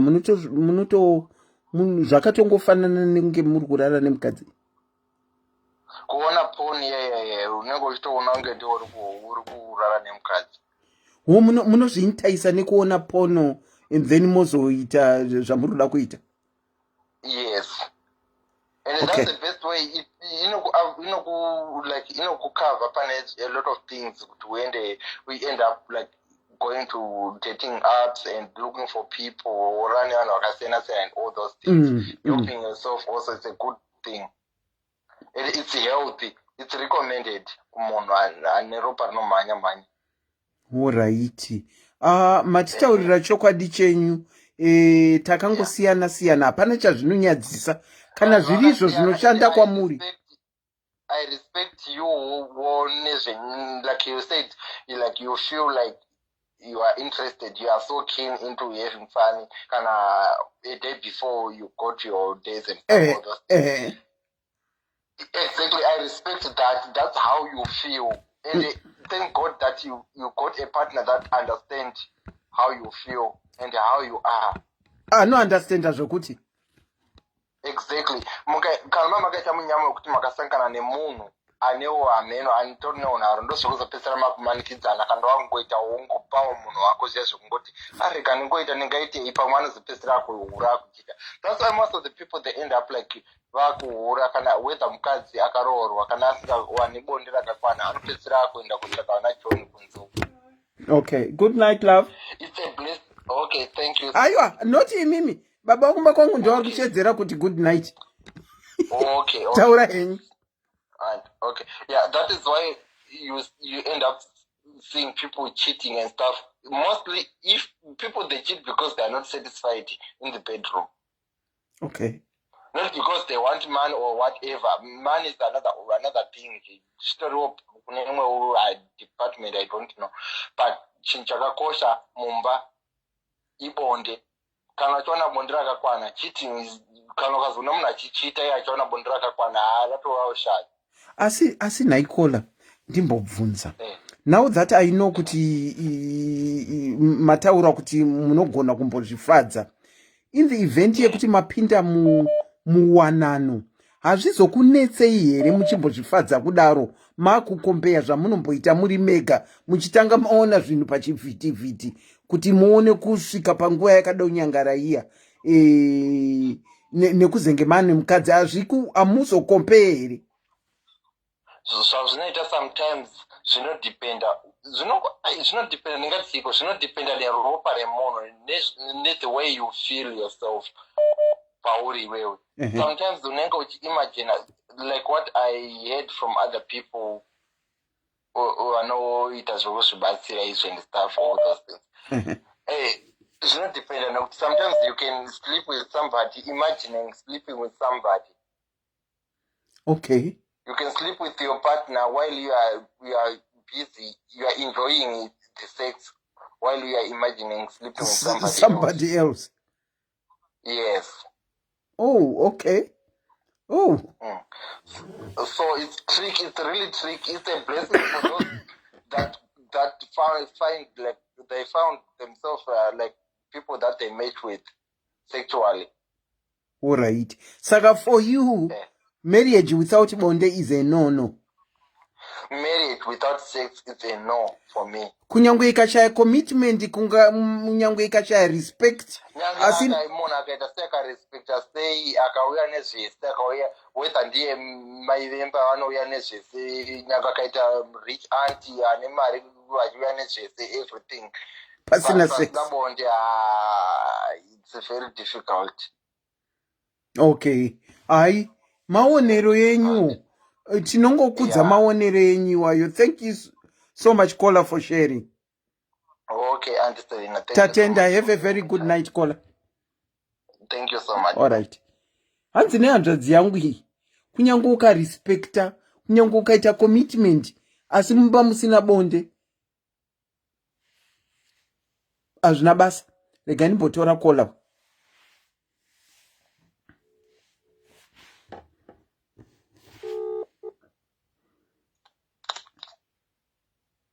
Hello. Hello, Auntie Selina. Hevo, tinokuchingamidzai pachirongwa makadii? Tiripo iri makadiwo. Makarooriwa here? Ndakaroorwa tete Selina. Kwakadii kuteritori kwenyu? Kuteritori kwedu ndosaka ndafona because ndiri kulive in that situation pasina bonde. Okay, tipirei tinzwe. Ini nemurume wangu tatese 21 years. 21 years in marriage. Saka 5-6 years ago akazongorwarawo and takati tingasaendi pabonde tikaenda tikanofind out kuti akabatwa shuga. Okay. Saka to be honest ndakambobuda kunze because ndanga ndakurishayiwa, but pandakazogara pasi ndikafunga kuti the vows that I made nemurume uyu and weighed the pros and cons of what I was doing, I saw kuti no, I have to accustom my mind to say it was fun while least we had it, but ndiyo situation yarepo yezvino. And I automatically stopped because guilty yacho that was coming nekubuda, I couldn't handle it. Okay. Saka kugara kwatinoita tinokadla tinotaura zvedu nyaya tiri mubedroom and then zvoperera ipapo. Okay. Mane makore mangani muri mati all in all mane makore mangani muri marriage? 21 years. Ko dzekushaya bonde? 5 to 6 years because pakangotanga problem yekuti libido yake yanga isingasaiti mushe and then it came to a halt. Okay. Saka we tried to find out what was the cause and then kwaenda matests find out kuti ane sugar and the problem yacho yakazofind out ndezvekuti he can't take certain medication to help with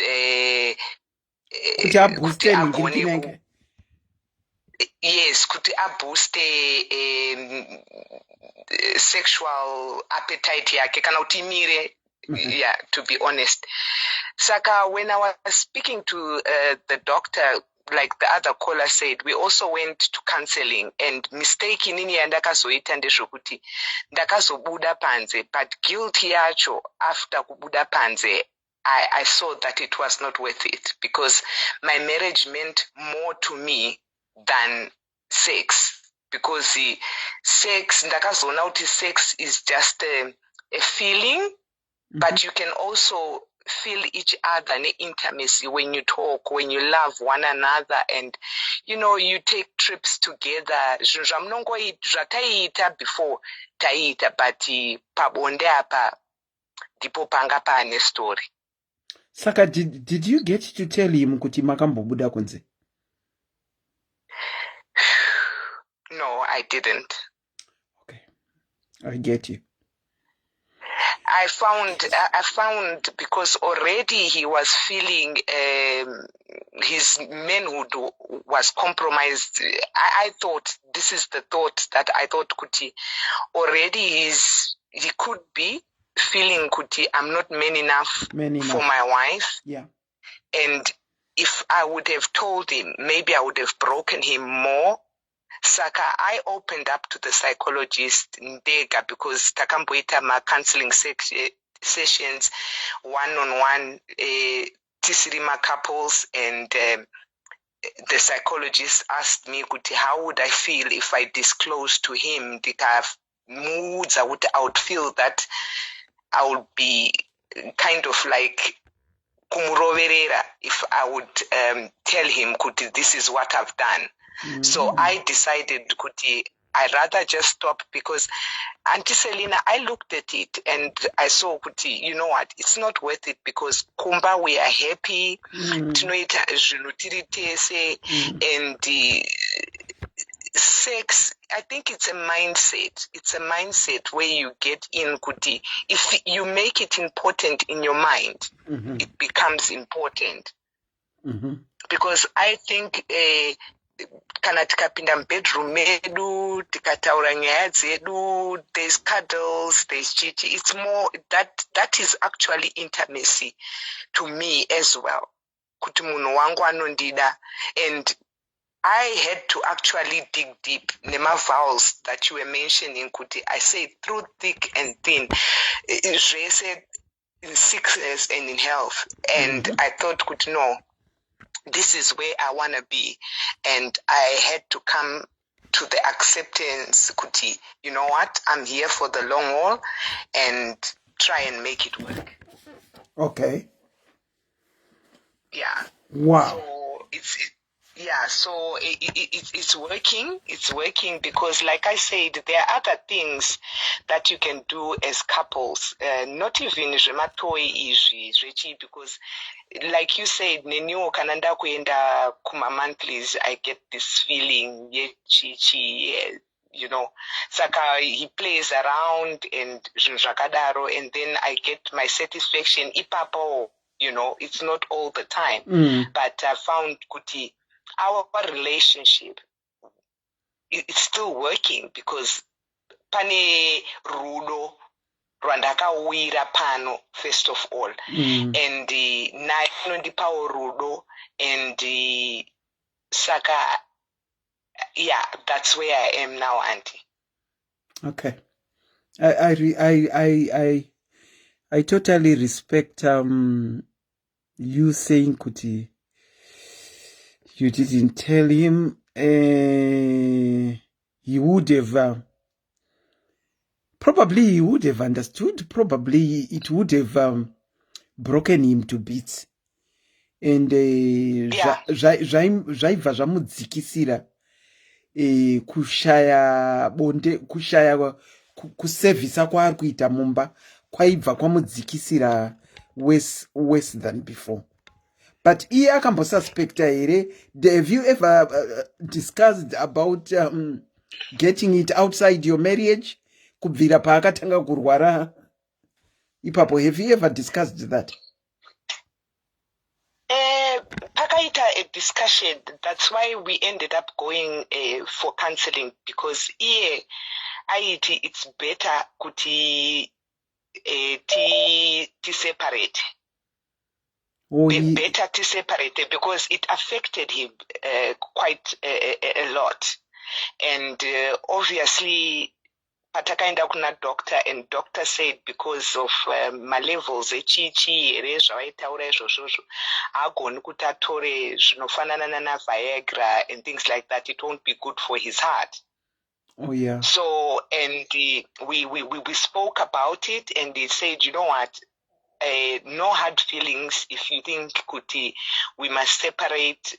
Ana kundipa pressure yekuti ndigare, but I also looked back from the years that we've been together.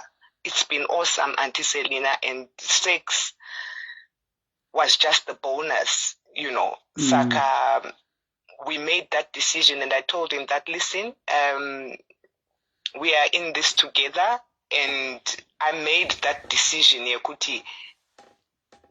From now on, it is a sexless marriage. I came to terms with it, Inini, myself. I had to dig deep, because, Auntie Selina, you see, some of these things that we think are important are also in the mind. Ukazviudza mind yako kuti ukazviudza mind mako kuti this is important to me, it does become important to you. Saka it's a mindset yemunhu and situation yekuti uri kuonawo kuti it's not his doing. And then you remember those vows, you remember the times that you've been together, kuchinakidza, and things that you still do, and the things that your partner still does for you. You would see kuti sex, it's just something inongoitika. It's just what can I say? Because it's how many? It's minutes of a day, or let's say of that day. Saka, if you look at it, it becomes not important at all. Yeah, true. True. How old are you, if I might ask, Cole? I'm 41. You're 41. Yes. And my husband is 61. He's 61. Yes. Okay. Well, thank you so much for sharing your story, and sorry to kuti ndikukate. No, it's okay. Go on. When I was when ndichiroorwa, obviously he was younger at that time, and zvinhu zvaifamba. Ndakambobvunzwa nana tete kuti ko munhu uyu age gap uchazozvigona here? Ndikabvuma. So now I also go back from those questions. Could okay, vanhu vakuru, because kudhara kuya taimborairwa nana tete hazvisisiko these days. Hazvisisiko zvokurairwa. Saka ndakuzvifunga kuti okay, pamwe ndizvo zvinhu zvavaitaura izvi kuti unozogona here kuzvimirira, unozogona kuti say. And we, as women, especially as black women, we must normalize going for counseling. Psychologists, even kana uchifunga usingafungiri kuti une mental problem, psychologists are not only kana une mental problem or anything, but if you are going through something, to speak to somebody who's non-judgmental or anything is such a good thing, because we sometimes tozvijaja, to overthink zvinhu, and then we end up making silly mistakes, and life changes forever. Yeah, it does. It does. Yeah, it changes forever. Because like I said, kuti ndakambobuda, and the guilt yacho uchidzoka kumba, Auntie Selina, I said, this is not worth it. It's not worth it, because at the end of the day, Chandrungowana is what? An hour, 2 hours of what? Of satisfaction. And then there are years that have passed by where I've spent with this man who has been good to me, Chirotichuya Kumba. And urikumuona kuti naewo he tries by all levels kuti mukadzi wangu pane chimwe chiri kushota, and I don't want to put more pressure on him kuti arambe achingondifadza because he's not longer living his life. Yeah. I guess zvinoita different sex is in a marriage zvinoita differ. For me, I said aimo zvachose, and I can even safely tell you kuti ini ndakafirwa ndiri mwana mudiki stereki, and I managed to live ndisina sex for a very long time. Murume wangu akafa 2000. Okay. And I lived over 10 years ndisina sex. Yeah. Saka, for me at the moment, ndinogona live futi another 10 years. Because ndakatombopinda mazviri. Ndikaliva ndisina. But kana zvaita sezvamaita zvakaita fanka sezvangu izvo kuti munhu wenyu arwara. Inini I did my vows ekuti till death do us part. Inini I believe ndinobelieve in kuheva one person at a time. And for me, till death do me part is what I'll do. Just like the first time it was till death do us part.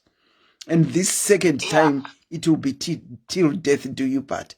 I'm a happy person, ndisina sex yacho. And futi mombo zakuti, and futi, you know what, Auntie Selina, like I said, you get accustomed to it somehow.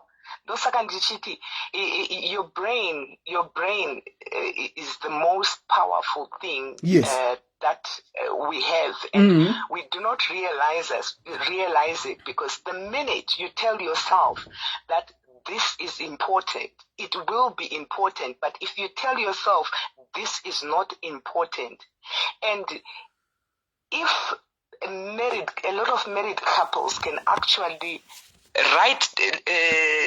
learn to jot things down, okay, my pros and cons and whatever. And if you see my cons are more than the other side, then you try and make it work. So ndosaka ndakati kwandiri, I had to dig deep and see kuti aiwa, you know what, sex is just something. And in Dabo, it's what now?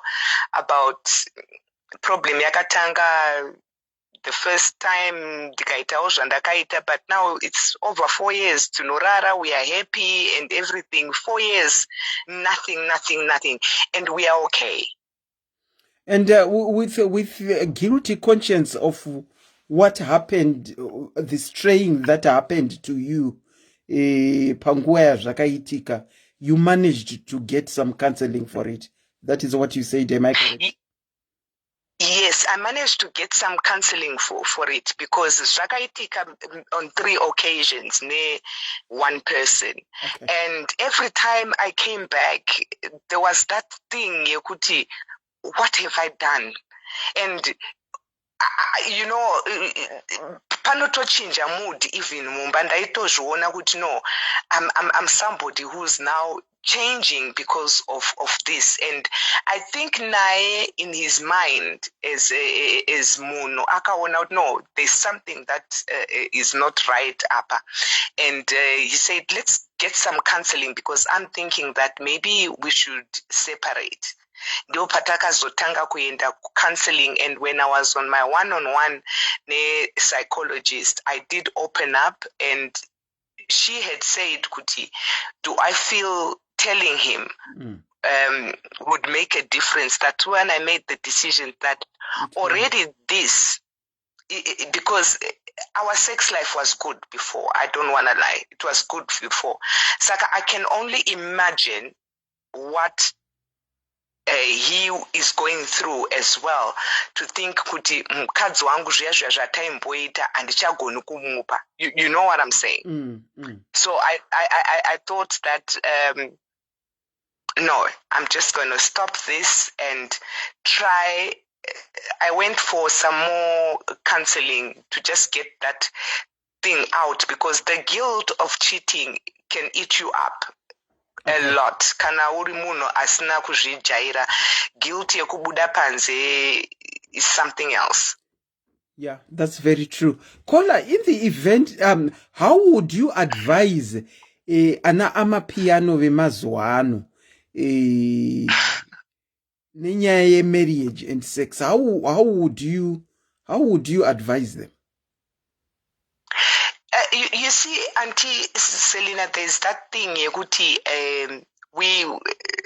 what I see, because tinomboenda kumasaluni, tinomboenda even kuma baby showers and stuff, and story yeumwe haisi story yako.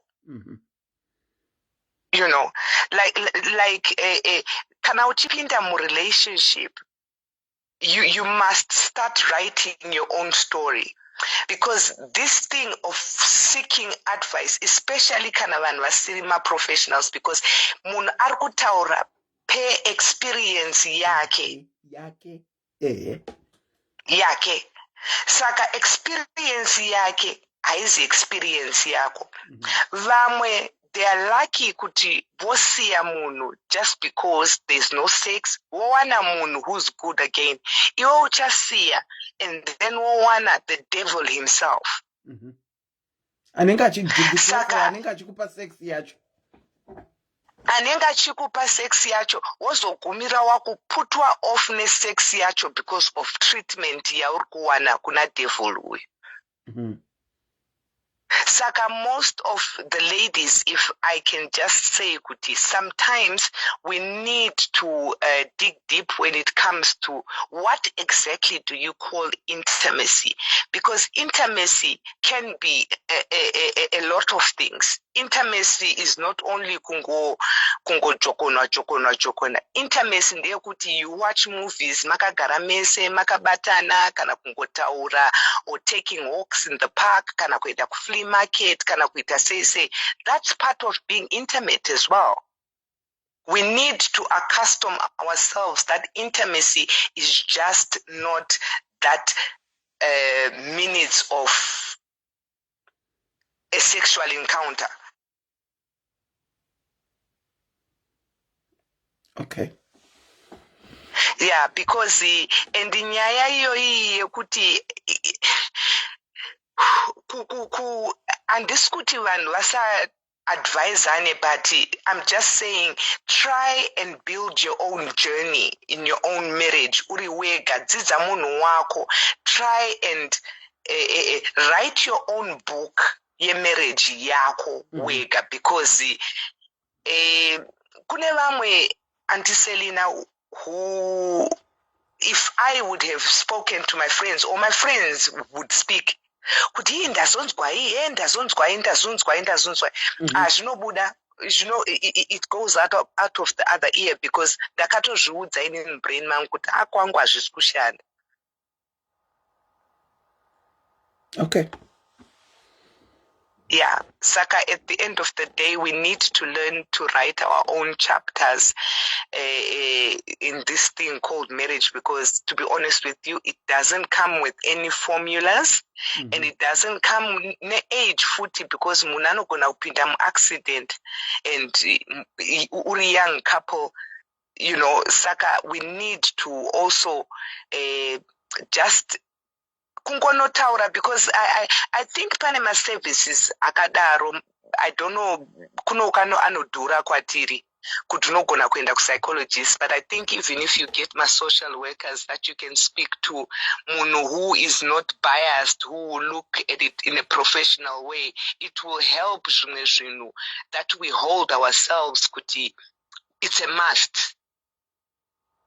It's not a must. It's okay sometimes to live in a, for me, that's why I'm saying for me, I'm okay, and I've told myself it is what it is, and life goes on. It is what it is indeed, and life goes on, Kola. Thank you so much for sharing your story. Maita Basa. Thank you, Auntie Sid. Maita Basa, thank you. Take care, and a very good evening to you. Same to you. Bye. Bye. Zvakangoma. Pane vamwe varida kufona here tinzwe. Murungozevezera murimo munhingirikinu. Murimo mucomment section. Most of you tend to feel kuti kujoborwa ndizvo pamarriage.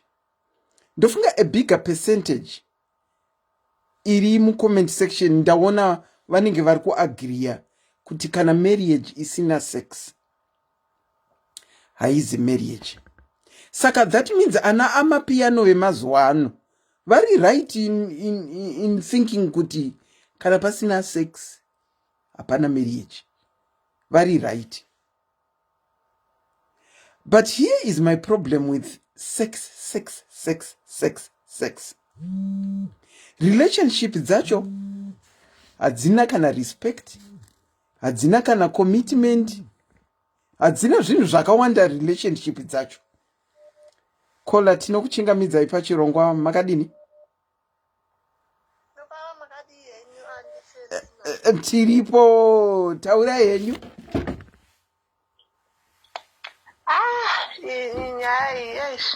Yakaoma asi nerimwe side kana ukangozvipira uchida munhu nemoyo wose kana pane zvinenge zvaitika paari unogara.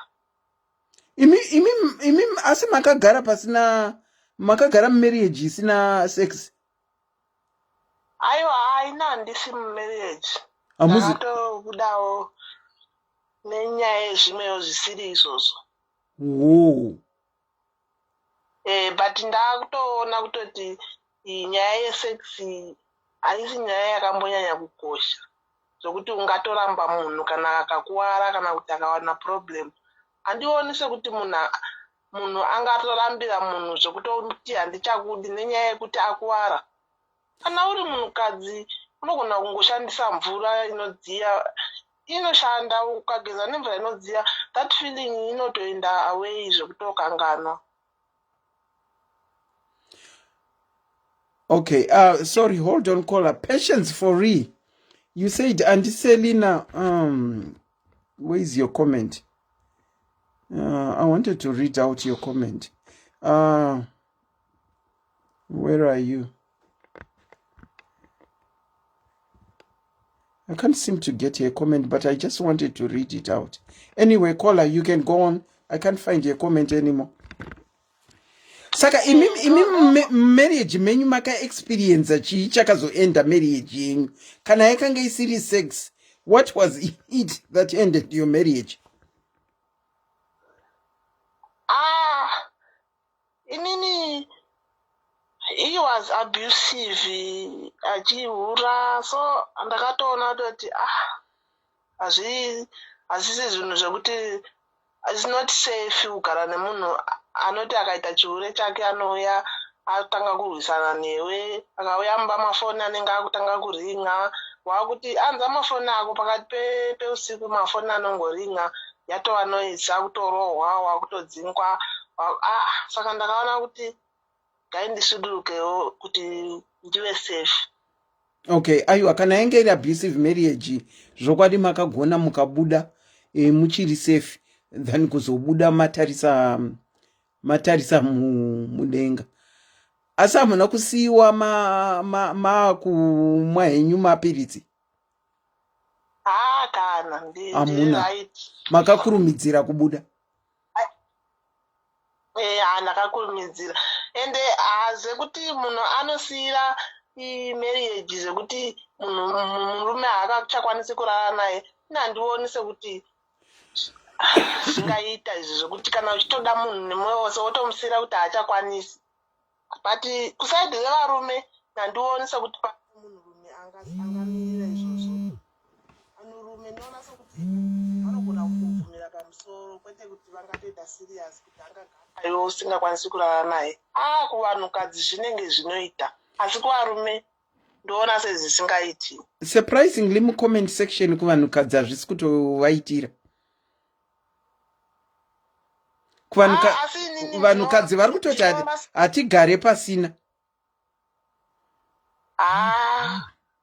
zvese zvimwe zvese zviripo kwakutobvira izvozvo kutoti ndakutosiya unongona undosa ndo zvandiri kutobvumirana nakola achangobuda anga achitaura kuti unogona kundoiwana sex wondowana munhu zvitori wesi zvekuti unogona kutofunga kuti kumashure kwakutorina nengade ndakagara hangu saka munhu haangagoni zvose anogona kugonawo sex dzimwe nguva oshayiwa kwete kuti oshayiwa mari iyoyo mungoitawo nomawo kwete zvokuti ane mari straight umwe anogona kunge ane mari then sex chero iripo asi inenge isingakugudzi pakuti kwai munhu obva woti ndosiya ina handioni kuti ndikasangana nedambudziko rakadaro handingasiyiri marriage izvozvo. Hamungasiyiri marriage izvozvo. Haiwa, thank you so much caller for sharing your story yekuti hamungasiyiri marriage nekuti yashaya sex. Unogona kutadza kuiwana ugobuda sekola abva uyu kwakuenda kwakunotanga kuzvitongesa. Thank you so much for calling. Nekuti kumashure kune usingachadzokeki futi. Kazhinji kunenge usikasadzokeki.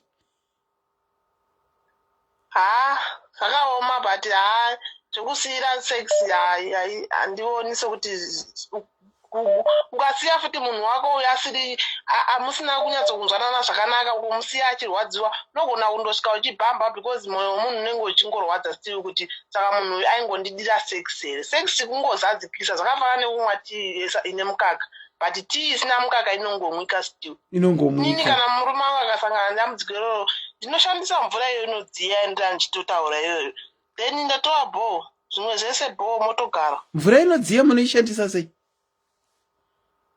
Unogeza nayo kuzasi uku mafeeling ese iwawo anobva atoenda. Kungogeza chete kungogeza nayo zvatopera. Okay, thank you. Tiri kutodzidza tichatogezawo nayo. Ndakatozvinzwawo ndikatozvitraya ndikatoona kuti zvinotoshanda. Paunongonzwa kungofunga kuti munhurume kwaona kuti mazuva ano ndiri kufunga murume semazuva ekuti wakuda kuenda kumazuva ako unogeza nemvura inodziya kana kuigarira then that feeling is gone. Saka imi munotozvifilawo kuti kana makuda kuenda kunguva munonzwa kunge muri kuda munhurume? Ndinozvinzwa then ndotogeza nemvura iyoyo ndotogara kana more than 2 weeks 3 weeks ndisingazvifungi ndikangozvifunga futi ndiri munhu asina munhu. Ndandiri kufunga kuti ndinopenga kufila kudaro saka ndathiriko zvinovataura kudaro ndandiri kufunga kuti dzangu hadzina kunyatsokwana.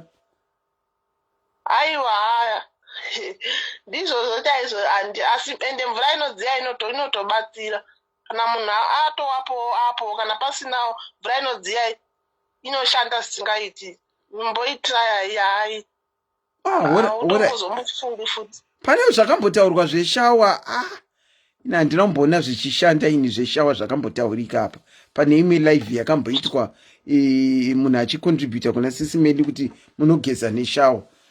Ndina kumboona aiwa mvura inodziya ndiri kutaura ini pashawa inoda mutabhu kana kuti mudhishi. Ndonogarira mvura inodziya mudhishi kana mutabhu kwete mushawa. Because inofana kungowana kuti kungopinda kungodziya chete semadziya anongoita kana uchira nababa. Saka ameno kuti zvinoita sei ameno kuti vanhu vakazvizama vaita sei because inofana kungoti pindei yakadziya zvokuti ukangoti garei kana zvemaseconds kana 1 minute zvotobva zvapera kana kuti zvatopera unotoita right zvinoshanda zvokuti unotogara haumbotozotsvagi murume zvekuti kwai ndanzwa kuda kurarwa unondongozotiwo kana waanayewo pari nguva iyoyo ndizvozvo. Ndichatombozvitrayawo zveshawa ndakatiraya pane chandakanzwa ndichambotiraya zvemvura inodziya iyoyo.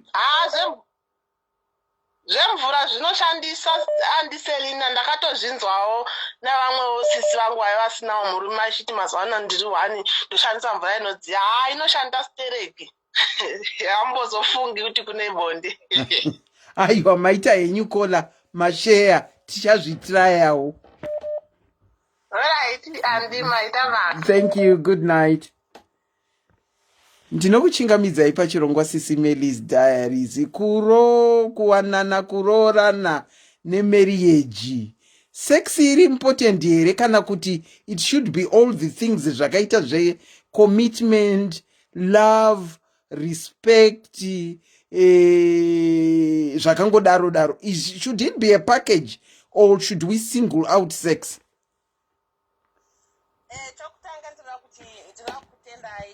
chirongwa chakadai Tatenda. nokuti mazuva ano hakuchina vana tete, Zvokwadi. hakuchina unokuraira, hakuchina unombogara newe pasi akataura zvamuri kuita izvozvi. Tinotenda zvikuru. Tozvikudza. Ehe, nokuti madzitete mazhinji vangu vavaroi, havasi vose asi handina kuzvinzwa izvozvo. mazuva ano hakuna vana tete. Madzitete ndimwe yemwate chinodzidza zvakawanda. Vatete madzitete amazuva ano varoi, vanoda kungwa dei chafa dei adai. Saka isitotenda zvikuru sei nezvirongwa zvenyu zvinodzidzisa zvikuru nechirongwa chenyu ichi chebonde chanhasi. Tadzidza zvakati wandei, tahwa zvakawanda, zvimwe tatora zvimwe hatina. Ndizvozvo. Nyaya yanhasi ndadzidza zvakati kuti asini hangu zvokuti nditi ndiri kuwanikwa bonde shuwa ugorikindizwa nomurume ugokiwa goihuya ande mubhedroom ugoti nokuti ndoda bonde. Hatiri kurerana vanhu vaMwari. Nyange ukada bonde zvakadini une zimbhinya rako ugoihuya nokuti unoda bonde ugodoinda. Hatiwanikwi bonde. Tinorida bonde rodiwa zvokwadi. Ndozvatozva kuti kwana munhu ati munhurume ndamuda kwati mukadzi ndamuda. Bonde rodiwa asi rudo ndokwakakosha. Kwete zvokuti tiri madzimai ko patinobara vana vedu paya vanoda bonde vaya vanomanya vanodii. Unototora 3 months 2 months wakadzikama kuti nyama dzinake. Saka ndozvondinetsa ini zvandawa kuti kuna vanhu vasingagari vasina bonde. Saka vanhu vavo vanodogara musoro kakudohwa kuti vaenda kuchipatara kudoadhimitiwa muchipatara kana kuti bonde raramba. Imi munokwanisa here kugara musina bonde? Kwazvo 2 weeks chaidzo zvokuti patinoti bondera ipapo haiwa zvinofaya kwete everyday. Vanhu vaMwari hatiri kurera nhema. Mune makore mangani kona? 40. Mune 40? Alright. Bonde ndinorira zvokuti bhe asi zvaeveryday vanhu vaMwari hatiri kurerana nhema. Bonde rinofaya ukaitavo zvimazuva kausina kumboriona. Kana worilapo unowa kuti heri bondezve. Kwete zvokuramba wongoti naro haiwa harichazipi. Asi kuri kunzi pane chaitika, God forbid, baba hazvichaite kuti vaite bonde, mungagara? Indogarira murume wangu ini. Asina bonde ipapo ende ndingadochembera zvangu ndisina bonde racho. Handina chandinoruza ini kubonde kwacho. Hapana, ini ndinodogarira murume wangu izvozvo zvaari ndichidomugezisa ndichisama nepiwo murume wangu. Kwazvo ndisingatombofungi kuti kuna varume pashapo. Wangu ndiyo uyu wandodoona yangwe akaremara yangwe akadii chiwa ndiwo murume wangu. Zvazvo kuti kwai ndodoona uri pashe ndagara ndakadero. Hazvingotangiri pakuremara kwomurume wangu. Ndagara ndakadero. Nga wakagara wakaita uchimboita kagumbomba kuti wabona bambavo wamboti navo wati navo ini wangu murume ndiye oga. Saka handihwi kuti seni somunhu womukadzi murume wangu achimupenyu kuti ndimuti ndabonderana noumwe munhu wokuti ndimupe bonde. Vanhu vaMwari ina handizvikwanisi. Handisi kushora vanoda bonde. Aiwa bonde rodiwa. Vanorida kamuchirikwanisa everyday. Aiwa. Salute you vanhu vaMwari. Ini zvangu nyange ndikaita 1 week ndikarita kamwe pavhiki, ndikaita katatu pavhiki, ndizvozvo. Baba, so long murume wangu nenitawirirana kuti baba ngatirovei bonde. Ende mazuwirana mana zvinofaya. Kwete kuti zvokuti everyday nyange uchoti tambonetsana tambotukana ndabudziwa rino ndoke bonde nokuti ndorida. Rinaki vanhu vaMwari. Iro bonde rinoitika here pamakatsamwidzana? Handizivi kuti rinoitika, amen. Saka zvokunetsa kuti vanorida everyday havambonetsani maholi awo. Saka kola munga advise chii kuvana vechidiki vari kuda kupinda mumarriage kana kuti vatori mumarriage iko zvino, kuti chiri important pamarriage chii? Vanhu chandoda kutaurira vakanhu vanoteerera, chakakosha mumarriage regai kungofunga kuti bonde. Kuda munhu wako sezvaari, ndikakudza kuti ndinoenda kubhedhi kuti good night love, pasina kana tigodohagana tigodi tichivata pamubhedha pamwe, pasina kana nebonde iroro. Chirudo vanhu vaMwari rwakakosha, kuti uyu munhu ndakamuti ndinokuda. Shoko rokuti I love you rakakosha vanhu vaMwari. Pamwe vamwe vanongotaurira zvokuti zvipfuure. Rudo rwakakosha. Bonde rinongozadzikisa rudo rweduku. Asi indikaita vhiki kana vhiki mbiri ndisina zvimbondigwadze, ende ndodohwa kudoti kwazvo. Ndodohwa kutano chaiko. Pandinoriwana ipapo, ndinodoriwana, ndinozva kuti ndinoriwana, ende ndinoripiwa zvamaawa. Saka ini ndinokurudzira kuti vanhu mudzimba regai kungoti bonde bonde bonde bonde bonde. Pamwe murume wako yauri kungoti bonde bonde haasi kumbowakuda, asi uri kungokujokonya nokuti wati huya adi.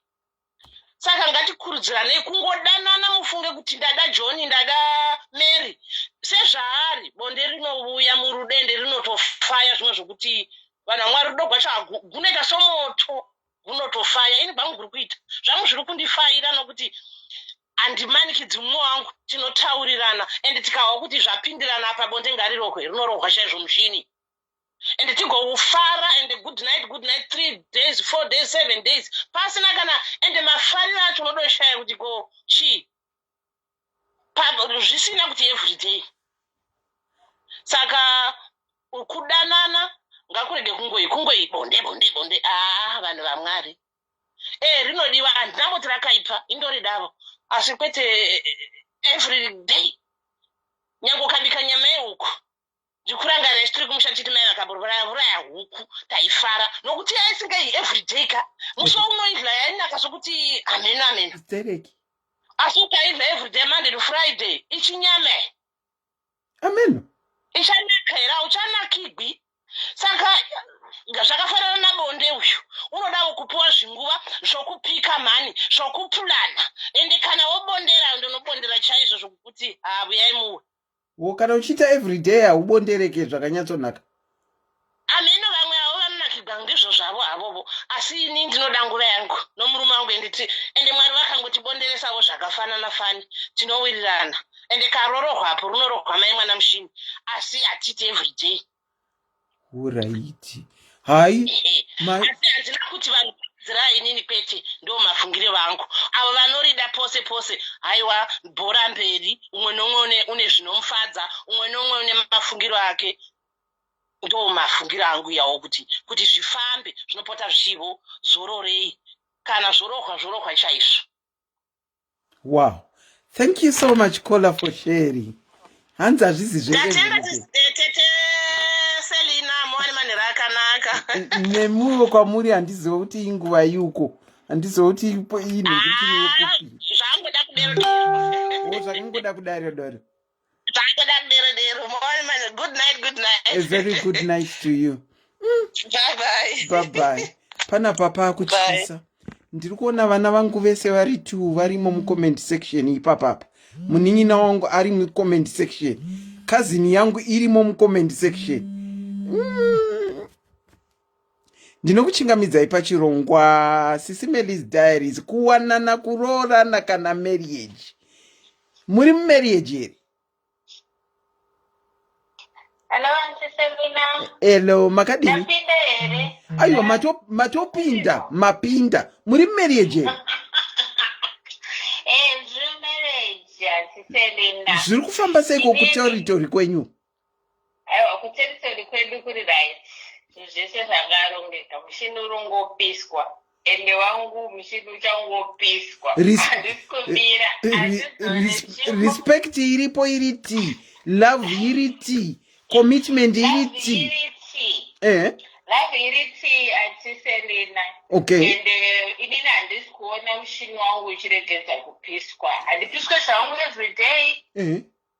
But now and again ndotoda kuti upiswe. Handikwanise, ndiri kutoona mata kuti Mwari pakaita zvinoitika shuwa kuti mushini wangu usapisweka handizivi kuti ndoita sei, saka vanenge vatondinzwa from now onwards kuti mushini ngaupiswe. Kola. Because isi takapiwa mushini Kola. ndiri kunzwa yatisemina. Munotadza kufema, imboregera kubata mhuno munyatsoita free kutaura muri very free.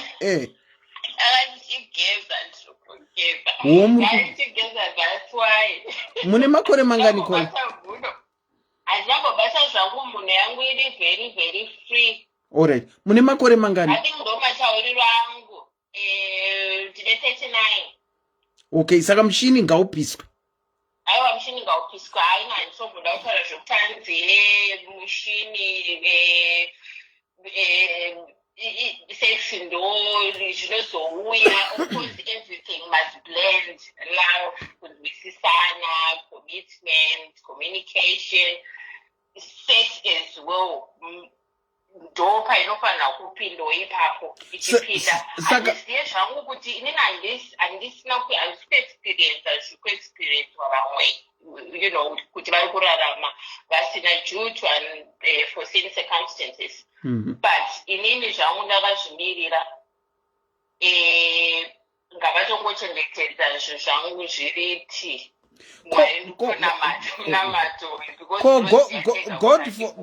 God forbid. Ngatimbodai pane chazodzivisa kuti baba havachakwanise kunge vachiita basa ravo remubedroom. Munoita sei? Kana pane chazodzivisa zvacho, I don't even want to think about it until then. I don't want to lie because asati zvapo. You know what I mean? Because ndikatanga kufunga like that, then handisi kurarama. Kana zvazoitika time iyoyo, I'm sure brain yangu ichaita reprogram kuti zvienderane nesituation yandiri panguva iyoyo. Handisi kuzvibvumidza kuti ndifunge kuti something is going to happen. This is life. Ndichifunga zvichaitika nerimwe gore kana nerimwe zuva kana mangwana kana rini, inini zvandisiri kuziva. You know what I mean? So handisida kurarama ndichidaro. I want to live for today. Tomorrow shall see for itself. Alright, okay. Kuri kunzi ndati ipai advice vechidiki vakatitarisa pano vari kunopinda marriage. Mungavaudze kuti chi? Anyway, handizivi kuti advice yandinopaka inozoenderana nevamwe here, because inini I'm just talking about myself handiti. So inini kuti ndiadvise vamwe vari kupinda marriage ezvinezvika, if they enjoy sex, just enjoy it. Saka munongovataurira nezvesex chete? Handingavataurira nezvesex chete, but I think that's the main thing, isn't it, that we're talking about on this program. Kuti unokwanisa kugara usina here kana kuti unokwanisa kurarama usingahave sex. Handiti ndo zvatiri kutaura nezvazvo. Tichitanga kutaura, ini ndataura kuti marriage has got a package yakaita se love, commitment, respect, compromise ne communication. But everyone who was coming to the platform seemed to be talking about sex. Saka yatozopedzera ya sex program. Handina kupinda muprogramu muchitanga, ndingazobatira pakati. So handichakunzwa yanti. Ndiripo tiri kukuteerera. Ndati inini ndichiintroduce a program. Ndataura kuti sex is a union of two people. Anditi ndikataura kuti pa-union ye-two people, mukadzi nemurume, pane ma-laws nema-rules inova mitemo inouya mumarriage. Pane zvinhu zvakaita sema-customs mumarriage, ma-beliefs, ma-attitude, and ma-most important factors emumarriage ndati kune love, which is intense feeling of deep affection. Kune commitment, kune respect, kune compromise, kune communication, kune sex. But everybody else seemed to want to talk about sex. rather than anything. So it looks like marriage chiri very important is sex minus all what I introduced, because everyone was talking about sex. It's true, and then this is not but in reality, some of the things do lack at some point, and it's as you say,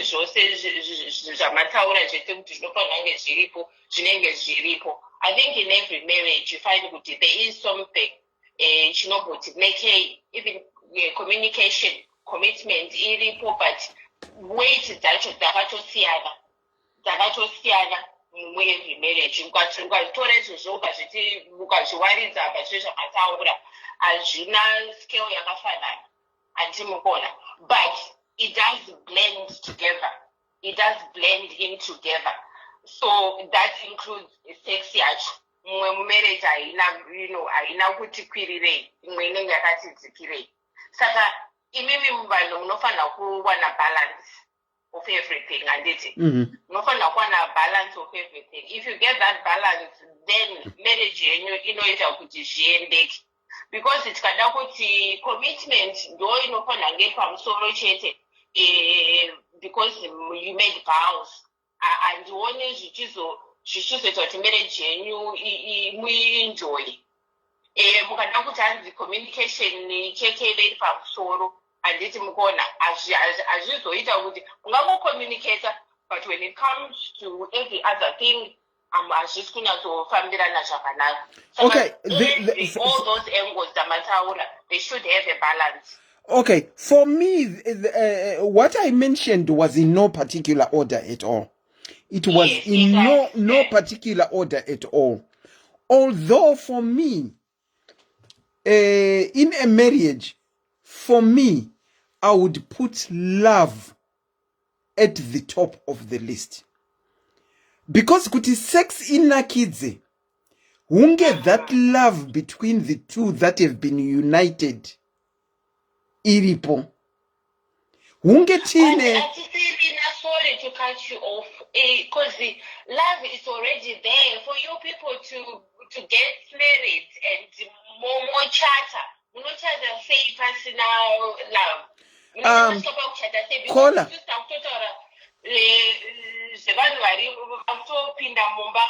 Because already there is love for me, there is love for you too already. Kola. Yes, Auntie Selena.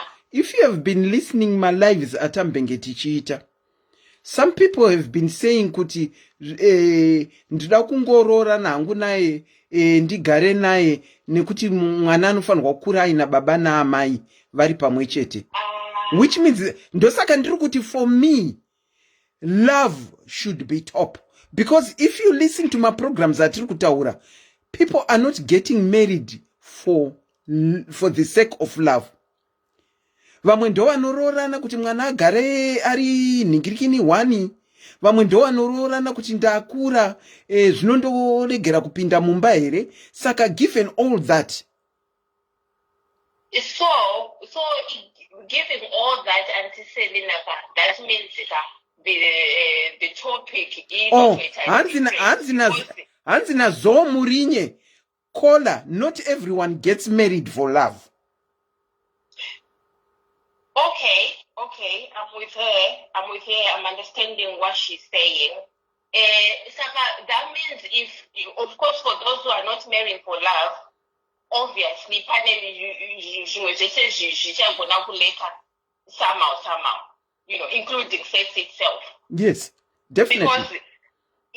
Because akuna kuti vanhu kana varorana not because of love, because of circumstances, right? Avaforsa kuti vakarorane. Obviously, probably communication ichange iri very, very bad. Or sex yacho ichange iri yomungoita because, you've got someone in the house. So I might as well, But kana zvatodaroka ndokuoma kwazvo zvekuti it's easy to even walk away as well in this marriage. Antimukona aurwadziwe nayo. Because inenge isina love mukati, inenge isina communication and commitment, just compromise, inenge isina zvese izvozvo. So it will be easy to walk away. Hansina Dre Rasta, these days people are getting married for different reasons, even for purpose. I think that should be a topic for those who are getting married for the wrong reason, whatever the wrong reason is. I think it's not about a separate topic, because this topic should be for marriage, in love, in sex, commitment. You know how this came about. You know how this came about. This came about as people were answering what you were saying. That is how it came about. Okay. So in Luguti Sangu,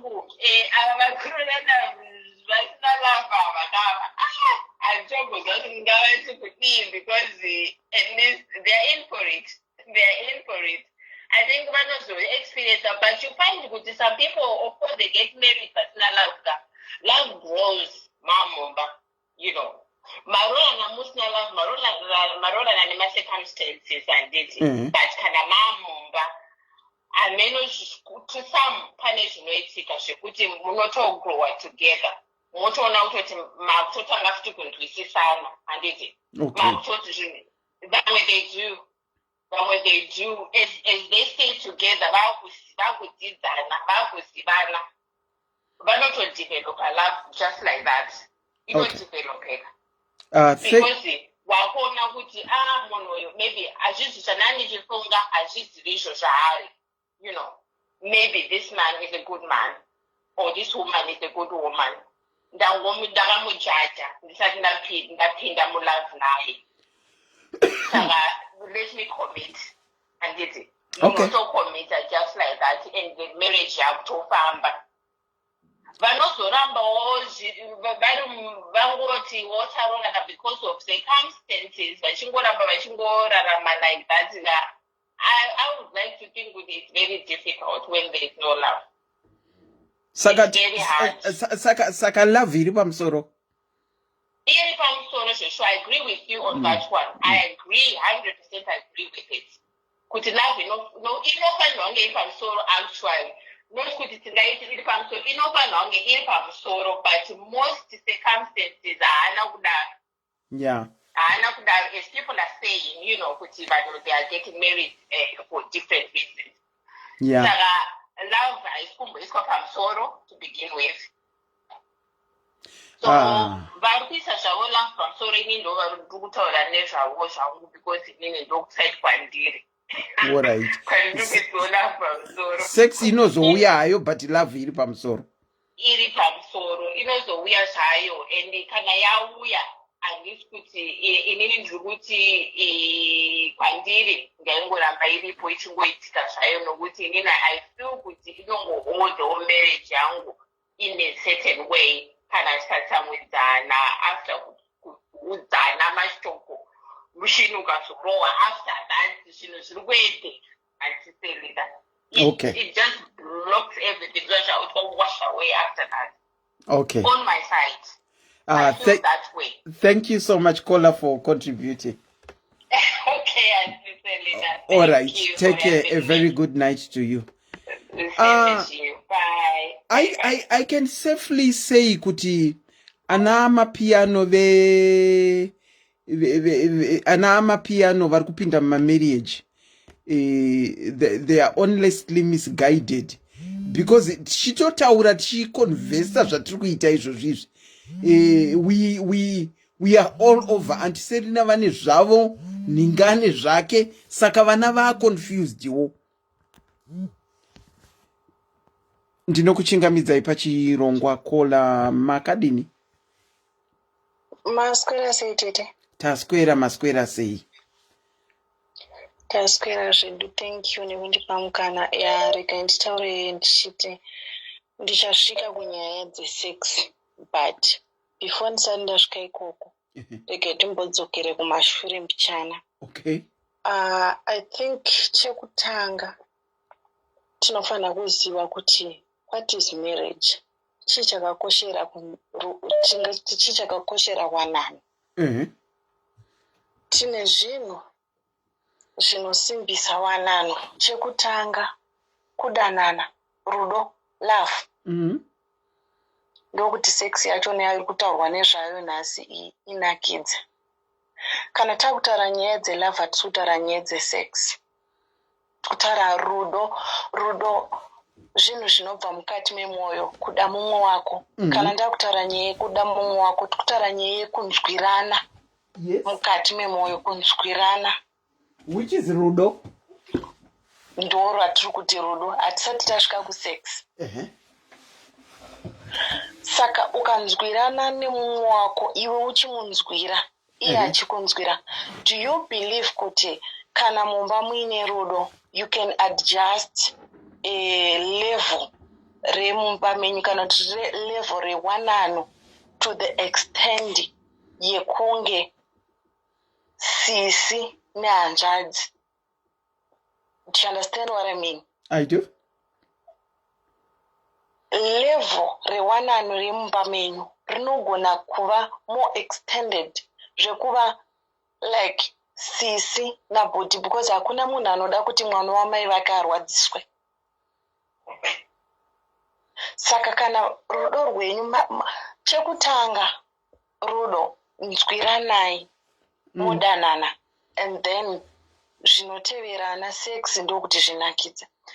So tine zvinhu zvakaita sezvizvi, vanhu vari different. Tine vamwe vanhu vari too addicted panyaya dzesex, vari very addicted. Vamwe vachona vari addiction nekuda kwemadrugs, vamwe vacho vari addicted zvemadhimoni. Sorry, kola dzokorodzai zvamataura futi. Ndiri kuti zvoni panyaya dzesex zvakasiyana. Kune vamwe vanhu vari addicted nekuda kwemadrugs. Very addicted to sex because of drugs. Yes. Okay. And then kune vamwe vari addicted zvekuda sex but zviri spiritual, demoni chairo chairo. Zvekutoti vanofana kunamata vanhu ivavo, kunamata kwekuti kumwe kuda murume kana kuti kuda mukadzi hakusinomawo. Kune umwe munhu wekuti ngatisataurei vari alright, toda kutaura vese vari both mumba nevasiri mumba. Kune mumwe munhu wekuti akarara nemukadzi one haanzwe sekunge ane chaaita. Kozoita mumwe munhu wekuti akarara nemukadzi iwane handiti, but akasaita, kune vamwe vanhu vanotoita marounds ari kana kuti usiku hwese anogona kumuka kana ka5 tete kana ka6 usiku hwese achiita sex. It's not normal.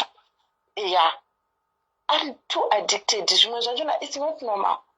Mukadzi chaiye ari normal kana baba chaivo vari normal. Sex vamwe vanokwanisa kuzviita everyday, but let me talk to my side. Inini handikwanisi kuita sex everyday nekuti ndikarara nemurume mazuva ese.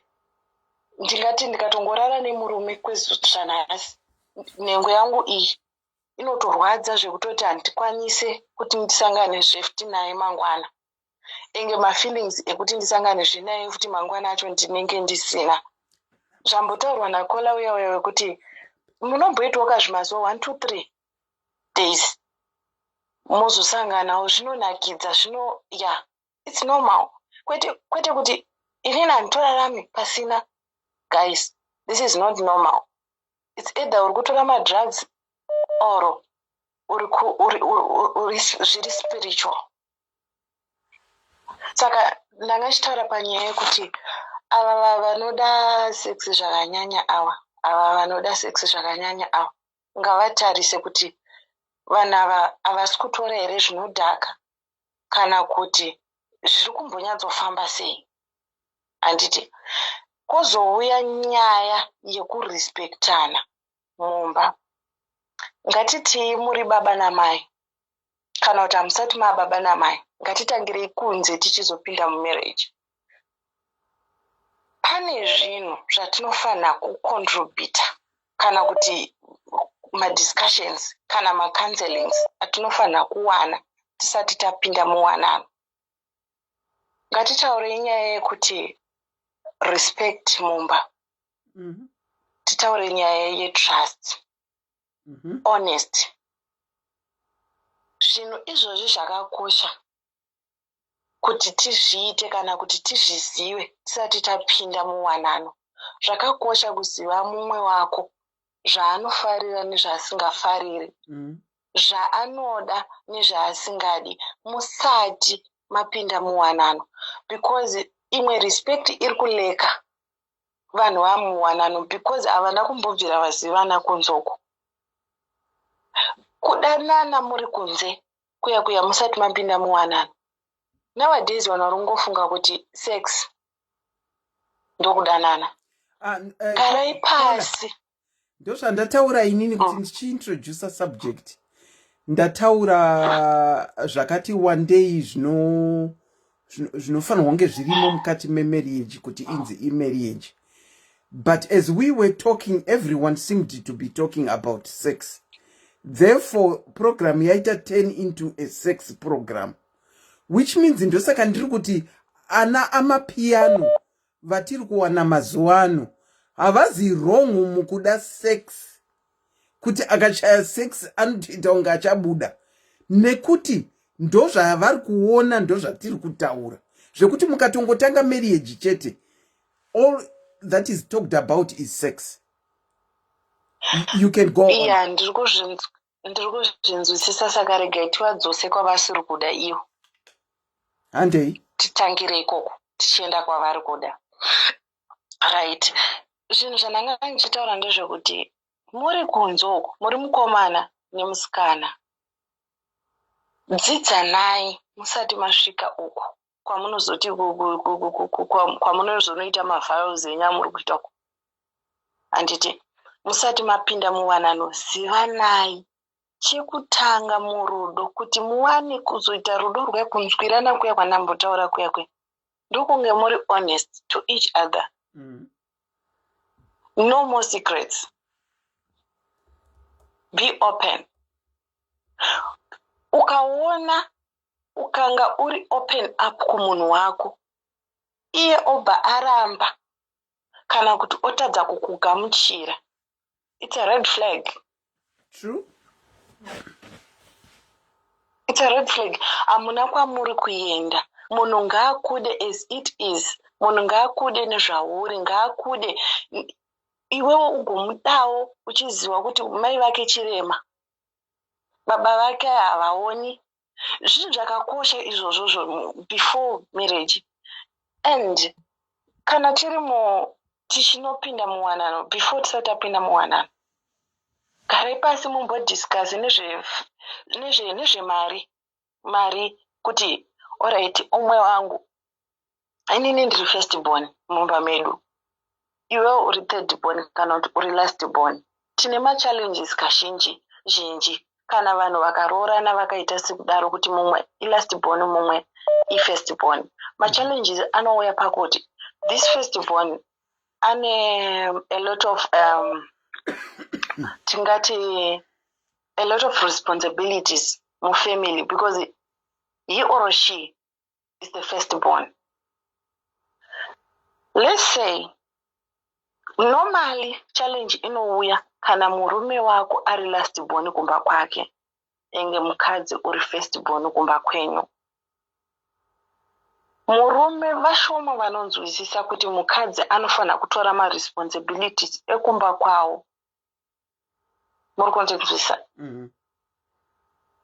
Vanobhiliva iwo kuti kana waroorwa, you don't have to take responsibilities, but guys, wakaberekwawo, una mai wako vanoda kuchengetwa, una baba vanodawo kuchengetwa. Saka izvozvo zvingatizviisei patable, titaure nezvazvo tisati tapinda.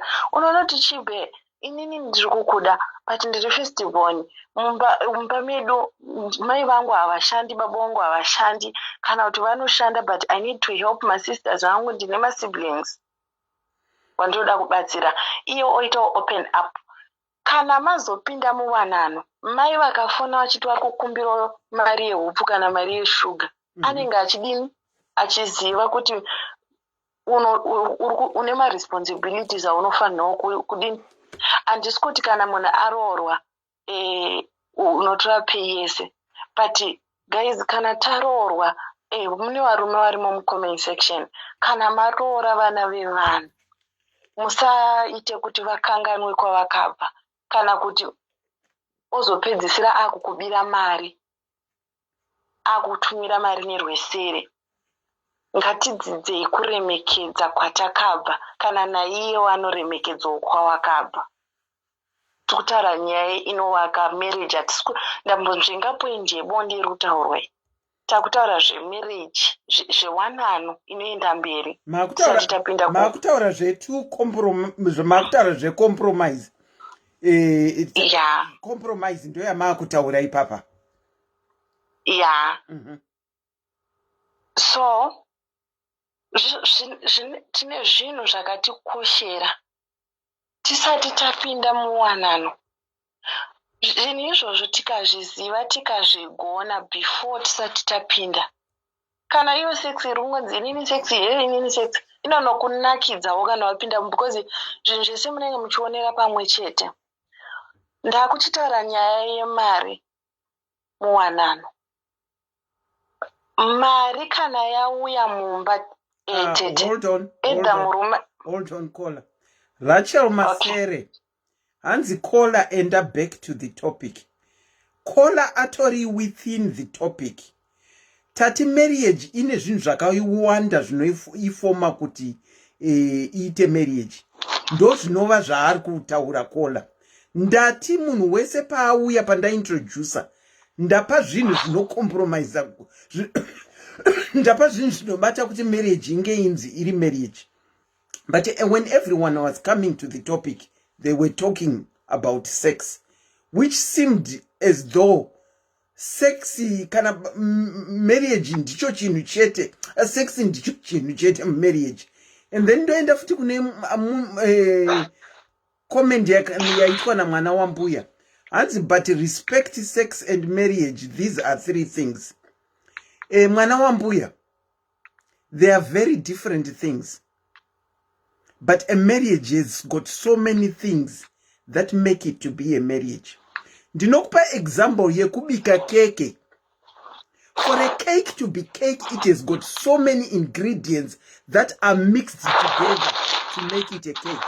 For a marriage to be a marriage, it has got so many things that should work together to make it a marriage.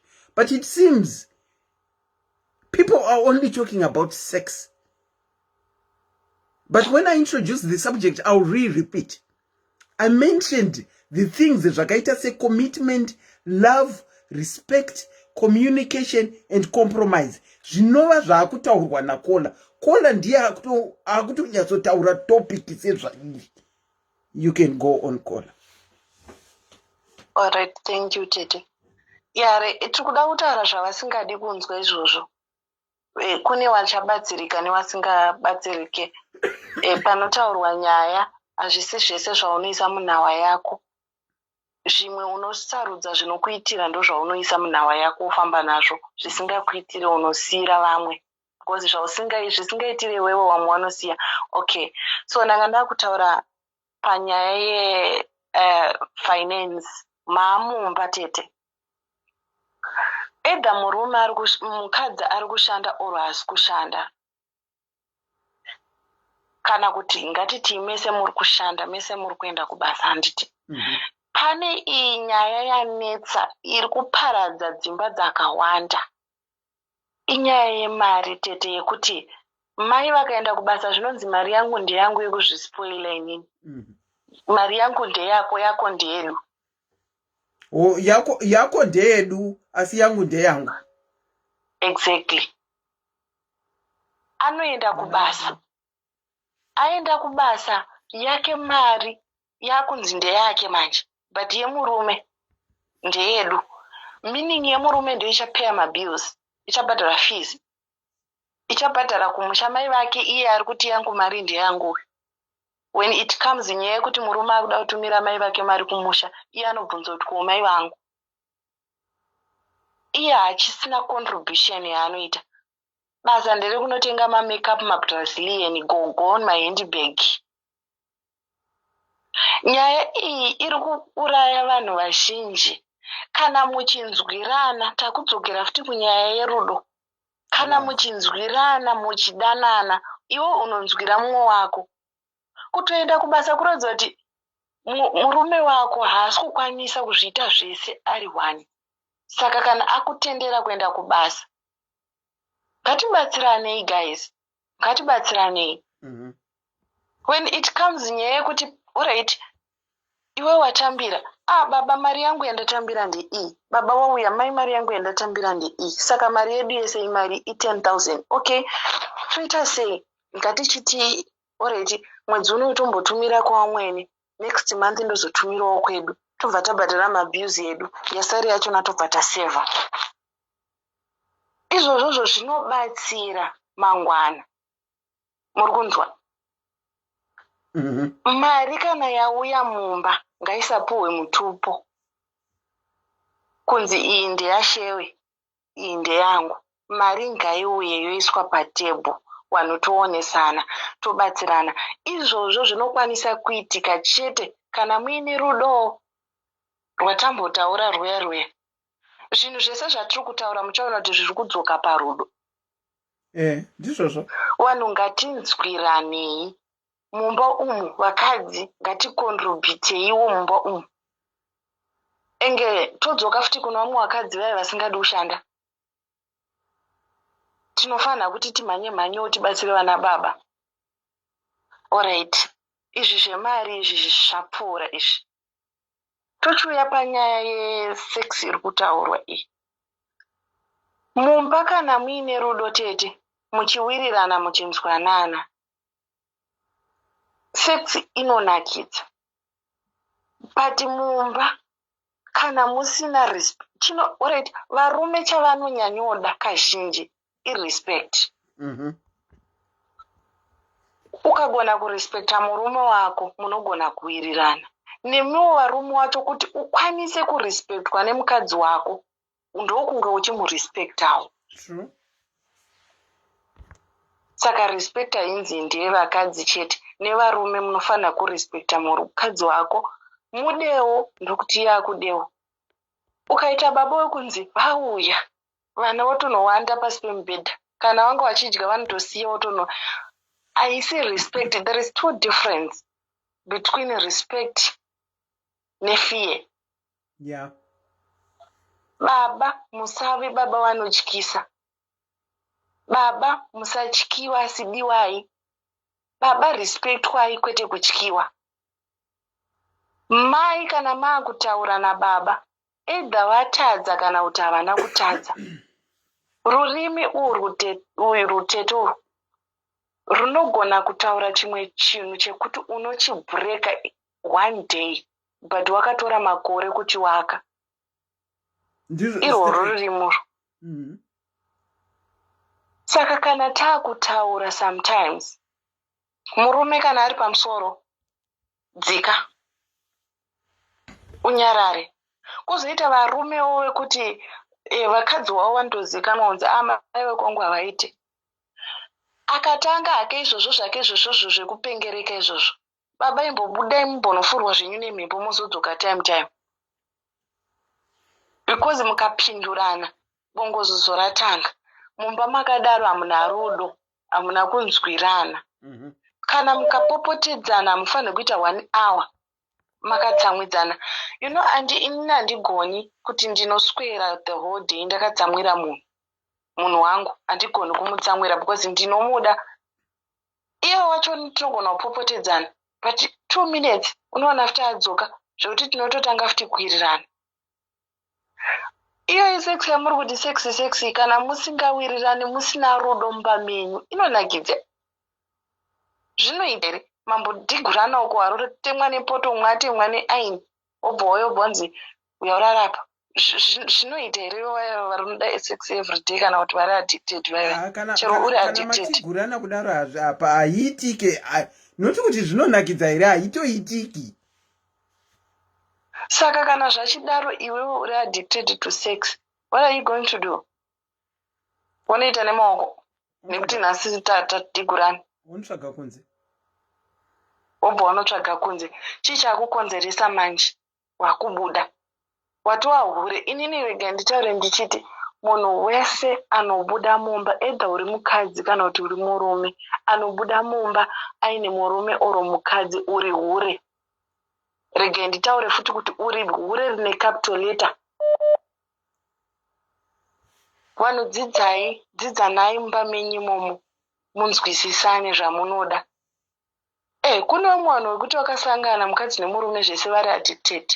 Kana vaine rudo everyday zvichinakidza, everyday vanogona kuzviita everyday, but maybe one round or everydaywo, kwete zvekuti sona yandanga ndichinzwa hangu panapa. Saka tine zvinhu zvakawanda zvekuti imba ikwanise kumira, marriage inakidze, wanano yenyu iende mberi. Chekutanga ngatidananei, musazviudze kuti uyu mwana wamwene uyu mwana wambuya wangu. Imbozvitorai mozviita kuti ihanzvadzi yangu, uyu ndisisi wangu, uyu ihanzvadzi yangu.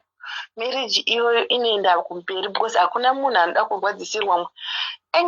Tete rega ndidzokere kuvakadzi. Kune vamwe vakadzi vekuti havagoni kuadhimaya zvavanoitirwa nevarume wavo, nyangwe zvakanaka. Munhu anobuditsa tsinga dzemumwe ogobuditsa tsinga dzepese pese achinyeya murume waari kudzoka achirara naye mumba. Ukoyo unonyeya munhu wekuti one ari kukushandira, chaanogona kuswera akapfeka gauni nechituru achiteedza mushana achienda kwamainhinga akabhoko, mumba munoswera muine tsvina. Ari kunyeya murume wake chete, kunyeya murume wekuti kana wabva ikoko ari kuuya achirara newe mugumbeze rimwe chete imomo, achibuda uri kusara uchimudhiga. Ndo zvimwe zvinhu zviri kukonzeresa. Wauri kunyeya nawo iwawo, vamwe vacho vari kutotora manotsi. Unozoona kuti kamwana kepa next door vanobva vanotora kana kamunin'ina kawo kumusha. Mangwana uchanzwa kuti munin'ina yari kudanana nemurume wako, uchaita sei? Enge kusakwana kwacho unotongoona kuti hadzimu. Unomunyeya murume yeye namai wepa next door. Wapedza kudaro uri kudzoka mumba, washati kudii mai wavo? Vanoti kune vamwe vakadzi tete vasingazive temperature yemvura inogeza murume wake chaiye haizivi. Haatozvizivi kuti baba vakauya vanopihwawo chikafu, anenge ari bhizi nefoni yake kudai. Kozoitawo vana baba vekuti kana taakutaura nyaya dzemari dzanorara akapfeka masokisi tete, mari iri mumasokisi. Kuditsa hakupe, haite sei munhu iyeye. Murukadzi ukamuda mupewo mari, wakamupa mari womupawo mukana wekuronga. Kana uchida kuti mumba semumba kuti mumba mumunake muvake muite sei, ukapa mukadzi mari ukamuudza kuti iyi mari iyi dai tadai gore rino, wombomupawo mukana wekuti ko gore rino manga mati toita sei. Mupewo mukana, mukadzi ngaapiwe mukana wekurongawo, kwete kuti mukadzi anonzwa kwandiri. No, mukadzi anopiwawo mukana wekumboronga. Handiti kozoiti tikataura nyaya yekuti mai, ngatiti vamwene variko kumushoko. Kuna varume vanoda kutoti kana mukaenda kushopping kunotenga hembe, unoona anotengera mukadzi wake hembe yakafanana neyamai vake. Ndochi ichocho. Mai vako unovada, hatisi kuramba. But mai vako vanodiwa nababa vako. Iwewo wada futi imboisawo mukadzi wako papozisheni yake yekunzi mai vemumba. Handisi kuti ngavasatengerwe, but kune zvimwe zviri serious tete. Kana tinonzwa zvakawanda, kune zvimwe zviri serious zviye zvekuti akatotenga sweet andoziva kuti mai vake vatotengawo sweet. Akatenga chocolate, iwo mai vako totengerwawo chocolate. Ko baba vako, inini ndiri kubhenefita kwauri, mai vako vakubhenefita kwauri zvese nekuna baba wako nekune murume wavo. Saka is it fair? Zviri fair here? Saka tine zvimwe zvinhu zvatinofanira kunge tichitarisa kuti marriage ienderere mberi. Tine zvinhu zvatinofanira kuona. Chekutanga rudo, ngativimbanei, ngatisahaidhiranei chunhu. Ivo varume ava, kune vamwe varume vanoti mukadzi wangu chingori chidanda, kana papa nyaya dzebonde idzi, mukadzi wangu chingori chidanda hachina action. Mukadzi ukamuhurira tete mafeelings anopera. Mukadzi ukamuhurira akakubata mafeelings anopera. Handiziva hangu kune vamwe but mafeelings anoita achipera. Varume kana murimo mucomment section hurai zvenyasi musabatwe. Inga handisi kutokurudzira futi kuti muhure. Kuhura kwacho kwakatoshata, hakuna kutombonaka. Nekuti mukadzi uyu mangwanaka akatanga kungofunga sokuti saka zvandinoitwa nemurume wangu, because mubedroom tete mune zvinhu zvakawanda zvatinoitirana imomo zvatinoitirana munguva dzebonde idzodzo. Ukazvifunga kuti saka alright, lese kuno vanoita zvekudyanana, saka muromo uyu unotombonodya umwe mukao utozouya uzokisa inini.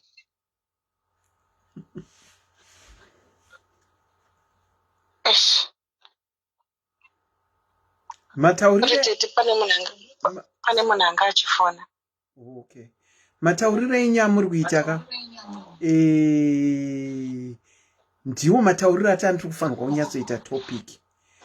Talking things that makes a marriage work. Zvino manje andiblame vese vataura zvesex, handivablame nekuti ndo maonerowo avo avanoita kuti marriage ishande. Saka ana mapiano vemazuva anava handitovablamewo nekuti ndo zviri kungotaurika kuti mukangotaura about marriage, all people tend to think is sex, and even the callers are still wanting to hear about sex and nothing else. Saka daita wanirwa nyasha kuti vana vedu vemangwana vazive kuti what constitutes a marriage is not only sex, but a whole lot of things. Yeah, I think tete panyaya iyi zvinofanira kutangira kuvabereki. Mazuvaano nenyaya yekuti vana vakungokura vachizvinzwa vachizviona. I think pazera reteenager riya vabereki vanofanira kugara pasi nevana.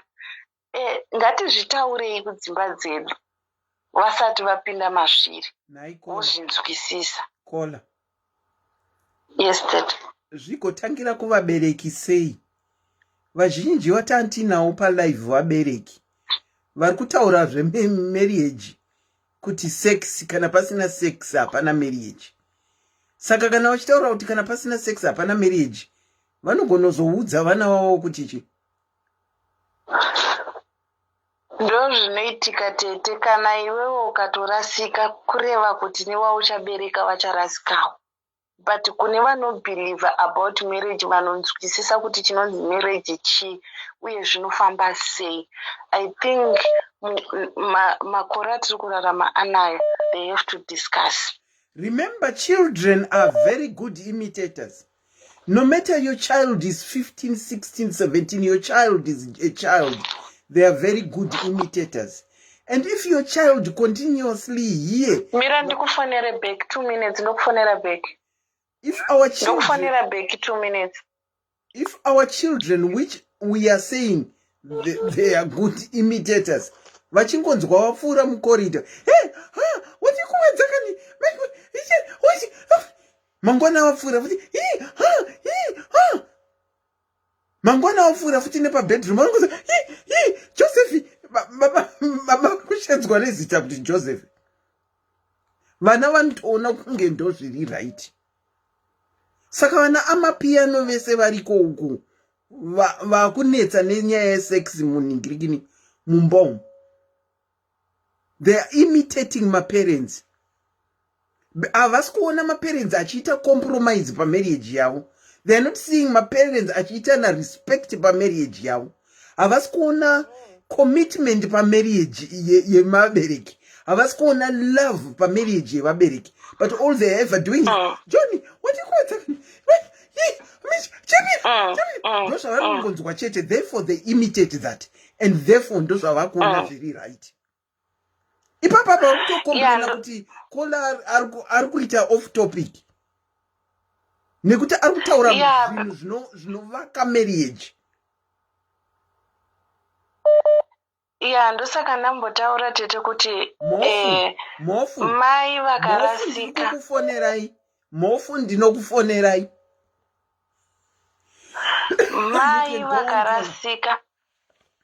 Mai vabereki, ngatiti vabereki vakarasika, kana nevana vavanobereka vanorasikawo futi. True.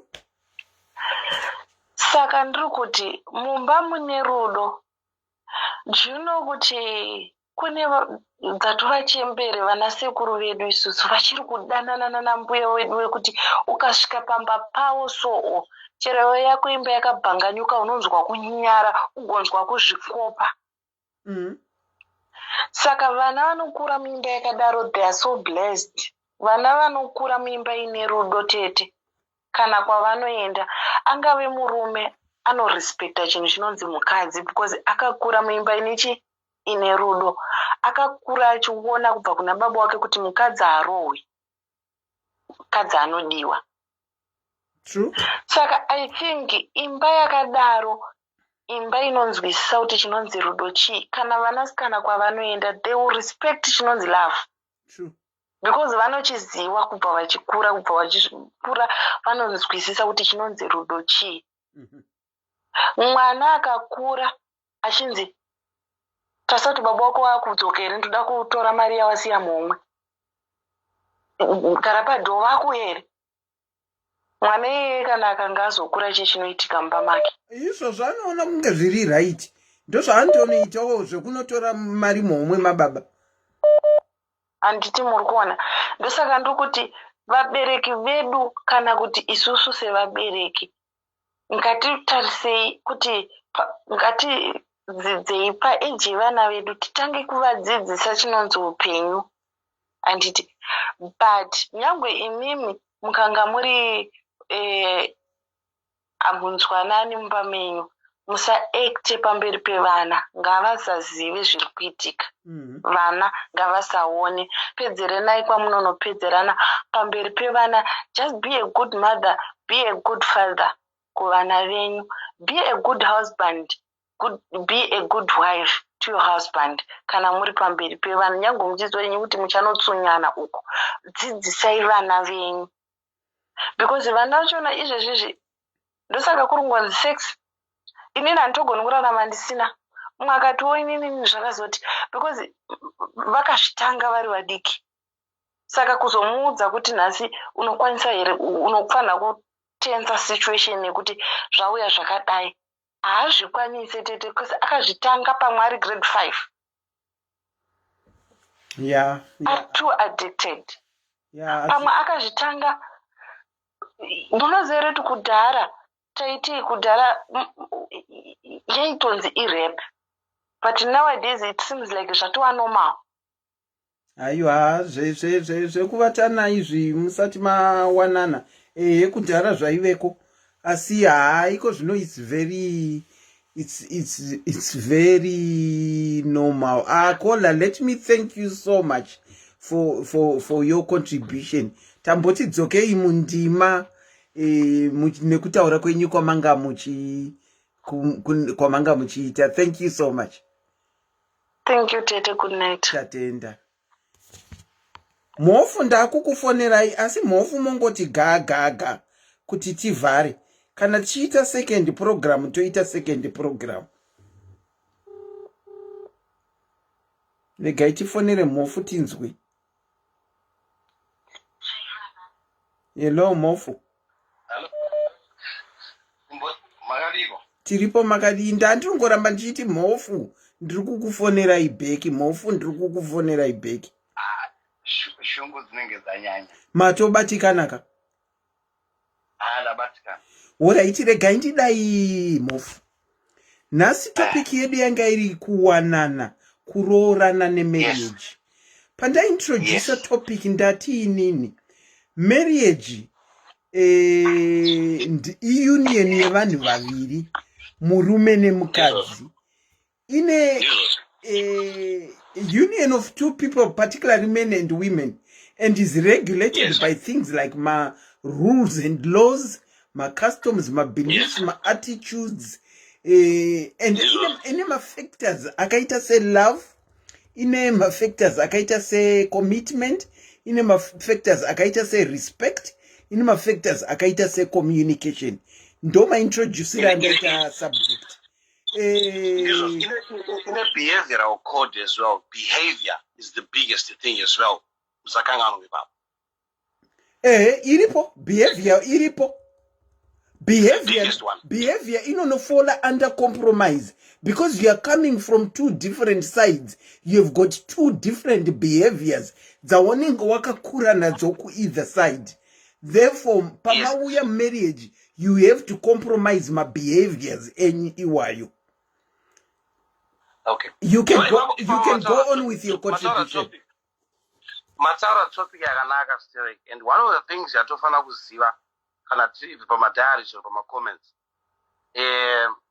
zvamataura zvinokava zvakawanda.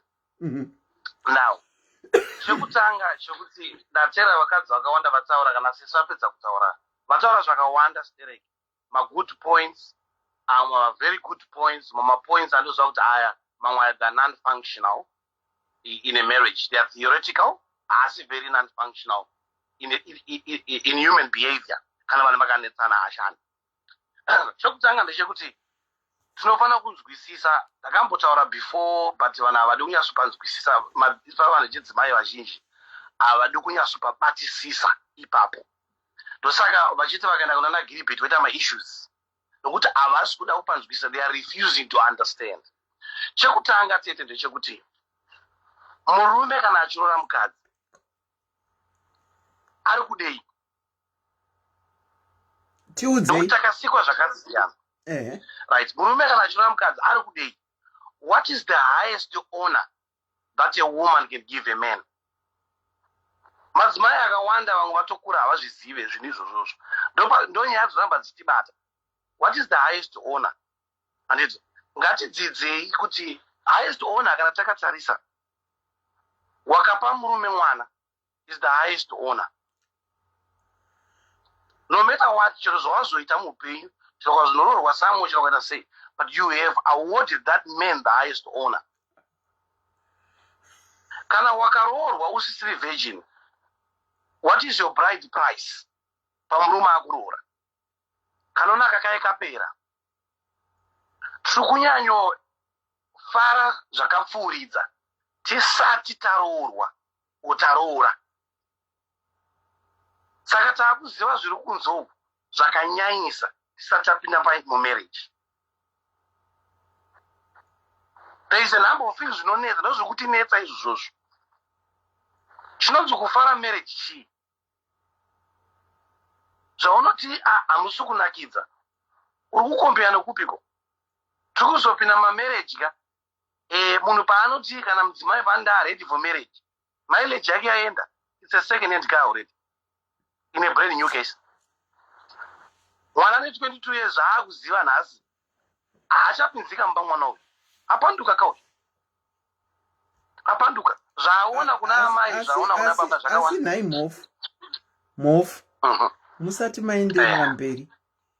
Mapinda nekuti the highest honor kana waroorwa is to give your husband children. Correct. Ko kana imimi mhofu musingazvari.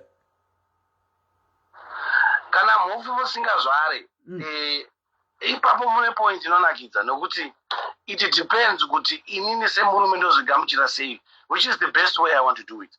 Tichitaura zvakudhara iri kwakudhara chepamastructure da kudhara, handitika mukoma ungana munini waigona kupinda ipapo pototwa mwana anichachengeta inini nokuti iri nzironga mwana. Saka mapiwa ona here manoitirwa mwana kusaiti. Aiwa, kana ari mwanaka wemukoma nemunin'ina, zviri zvinhu zvagadzirwa, vanhu vakuru vaigona kuzvigadzirisa zvakanaka. It's still an honor because mwana wangu. Angangoita mwana wenyu but pa DNA anonobuda achinzi ndewenyu here. Aliwa kutozi tino ukama. Saka hazi wenyu. Alikuwa kushaka ndi wangu asi tino ukama. Saka hazi wenyu. Saka hapana ona yemapiwa. Haipapa nonesa because the highest honor zvechokwadika. Highest honor yemurume mwana. Kunyangwa Mugabe wakauya kuti the child in question is 0.00%. The highest honor is chero mukadzi akupai mwana chete. Aiwa kana 0% ka asi mwana wangu ndikuti kana mwana ari wangu. Kana ati mwana kana zvanzi 0% mwana hazi wenyu.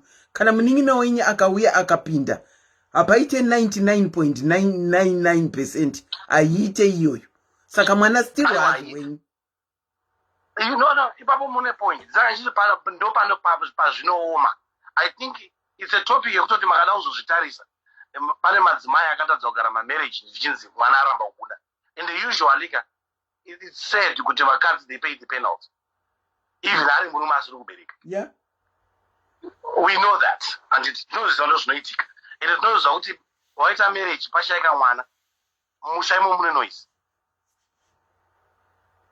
Nguva zhinji mune noise. Yes, vamwana kuna kuramba kuti aiwa uyakazvidaido. There are very few cases where zvinoenda mberi. Nguva zhinji mudzimai anozosiyiwa nemurume. Okay. Zviripo. Okay. What makes you say for a woman to give their husband a child is the greatest honor? How did you arrive at that? Okay. Zvazvinoita tete nezvekuti ndosaka ndabvunza kuti nguva zhinji handitika. For example, I think ndakambotanga pandakatanga kupinda chisanangurira vanhu ndichiti we have to represent a certain sector of people. Handitika. Ndozvekudai so murume ari set kudhara arikuda kusettle down. Chaanotsvaga chii kumudzimai? Mwana. Anotsvaga respect. Okay. Andei. First thing is respect. The second thing yaanoda is vana. Because other family, ada kusettle down. You can't have a family usina vana vacho. You can't have a woman who doesn't respect you. Those are the two zvekutanga. Yes, I know sisongo about zvemari and everything. I get that. But when pavanosangana, that part isati aita sei tapasvika. Respect neizvozvo. What does a woman want into pamurume? Mubhaibheri chaimo ndakambozvitaura. Munotaura kuti mudzimai paanoroorwa nemurume. Ini murume ndinoti ndichakuchengeta kune mudzimai. Mukadzi achati ndichakubikira. Ndo zvazvinoreva zvinhu izvozvo. Inoda kukuchengeta. So a woman looks for security. Achada kuita vana, achada security yevana. Handitika. Asi inini I look for love. But it is also itika all the time because mukadzi is built kuti she will love. She will follow murume. At some point mukadzi will follow into love as well. And don't put your aside bichana. I have managed to observe mama cultures anenge ma Indians. Panosanganiswa mukomana nemusikana vasati vamboonana kana nezita ravo vasingazvizivi. Mukadzi achichema murume ari confused, not knowing what to do. But I'll tell you makazoona 10 years later love inenge yaipa papa. Munotya imi. And vane ma divorce rates avo, they are lower, very lower than in Zimbabwe. How can they not be how can they not have my divorce rates are very low when kana wakatsvagirwa mechi yako nevabereki ukairamba there are consequences of kumuramba? No, what I'm just trying to direct is kuti love is something that develops. Yes, I agree. Ndo patikutaura kuti yes, ndikuzwa ma-consequences amunotaura cultural values, protection zvese izvi. Asi rudo chinhu chinokuchidzirwa. Chinotokuchidzirwa semoto. Warega kukuchidzira chinodzima. You both have to put in that work kuti zvishande. sisi vamwe vabva apa vataura mamapoints ari very valid ekuti pane madzimai asingagoni kutenda asingagutsikane. Kugutsikana ndo chinhu chinonetsa. Kugutsikana kana wakaziva ivo varume 50 usati waroorwa wakazopinda marriage nemurume angangozova vakadzi kana vaviri kana mumwe chete anokugutsa sei? Nokuti marriage yaenda kamai. Kana uri murume same vice versa is the same. Kana wakaziva madzimai 100 wakasangana nemusikana mhandara achakugutsa sei? Yaenda kamarriage. Tiri kunyanya kuita zvinhu zvakanyanya tisati tapinda mumarriage yacho murudo macho. Saka mademands edu anebva anyanyisa. Mamwe wacho they are very artificial makaanzwa mamademands acho. Ndiye kuti unotogadzira murume wamawaya tete kuti zviite. Saka ipapo takapaziva chinhu chekutanga chekuti respect is the biggest thing. Respect murume wako. Trust me, that man will intend respect you. Saka love inopinda papi baba. Saka love zvairi kuita manje handiti, when you respect somebody, yeah, it's easy to build up a platform of love. It's very easy to do. That platform of love is developed from respect. For me, it's vice versa. You love first, and if you love someone, you are able to give respect to them. The thing Teteka, but no sangana kuma nemusikana. Pana love, pana attraction. Love which is not just developer. Second part, pana attraction. Because men we are visual. Naona msikana ane my hips, ane bummy nice, ane nice body. That's not love. I'm being visual here. Okay, men are visual. What of women? Women, I think Teteka, imimi babo chibabata semunuka. Nakuza iko kuvarume. Because I'm not a woman. For me, it's love. Right. But muvarume manje tiri visual. Ndosaka mchona kuti akapinda aine murume ari set to a specific munhu anenge achitsvaga. Ende makamutarisa chero anonzi anohura wacho. Makanoyasasa vakawanda vacho vane kapatani kavanoita kevanhu vavanotsvaga. Kana achifara vari vakadzi vatsvuku unomona ngomaira vakadzi vatsvuku ikoko. Kana ido vatema anoda kuvatema ikoko. Because men we are visual. Love is developed after. I can't walk in today, I don't even know you, and say I love you. How can I love you? But after that, so guarantee se tenda ku coffee taita say zvatsaita kuti chipepu chiripo ichi chipepinda chida ichi. First of all, kumurume is natural attraction. It's an attraction. I'm visual. I want to see what I want to see. Muruona difference iripa. Saka ndati varume vanode chii. Chii zvoda varume. And I'm happy kana paina vamwe varume ngavambopindawo vawedzere. But this is what a man sees. Visual. Attraction. And it does what you love. Murikuzvinzwa madzimai. Hanzi varume pavanenge vachingokuonaika vachiona magaro. Zvinoreva kuti kunyange vari marriage vakaona magaro avaona kunze ndo zvavaattractwa nazvo. Visual dzavo. Ndizvozvo. Ndizvozvo. So zvazvinoita ndezvekuti munozoona murume wokuti anogona kuenda kuchihure asi anodzokera kumba. Anogona musikana akanaka straight. Dhera arara naye akutombloka kana pafoni achida kumuona. Akutoti hapana zviripa. Hanzi na innocent mufiri, I agree with you. Ndikutaura chokwadi izvi. Chokwadi chenyini mimi varumeka. Ichokwadi chedu. I can't go and say hands love. Kwandiri love chinhu chinotozobuild after. And sometimes Teteka ndokona kuti unorara nemusikana because dana atatungana neboti chaicha iyo yai. Handitika. Ndotorara naye ka. Ndisina kana feeling naye. Because inengo yedu yakasikwa zvakaipa. Ipfumo rinongobaya. Because a man pretty much can sleep with anything.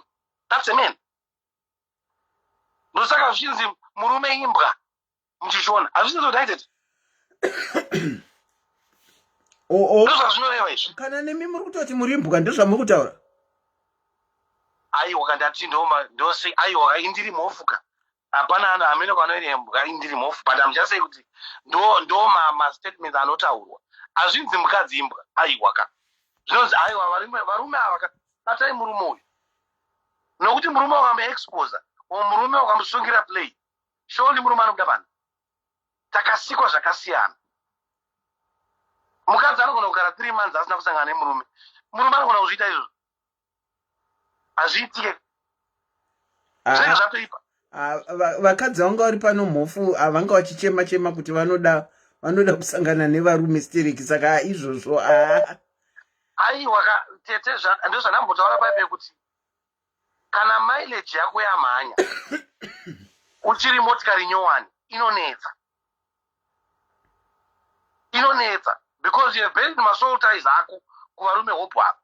Saka even wakazona murume ari right hazvichagona because wakatombosiyirira kwawakabvawo.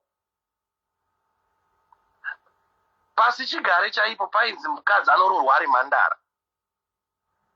Handitika zvaiitirwa kuti hausati wakuziva zviri kunze uku. But the problem yevakadzi vako izvino izvi aiwa mileage yaenda imakeup chete kubvisa makeup kudai unobva hazvipiko mvura dzega dzega idzi. Asi ipapo achizudza kuti ari right. Murume ndiye ane judgment iyoyo unfortunately. And murume we are visuals. Kana waroorwawo geza. Kana murume akuda kuzima minisketi pfeka iyoyo. Nokuti wakaregera achaenda asikana. Muchasaramba akuzviitira tunhu twenyu mega. Aenda munhu mabata bhachi. Murume respect ndiye anoda. Murume natural attraction. Anditi love is not something you can tell me today ndakakubvunza semukadzi kuti what are you putting on the table to me? Onzokupa love. I can get love everywhere else. Ndoda respect. Ndoda mukadzi anondisa vana. That's the highest honor to me.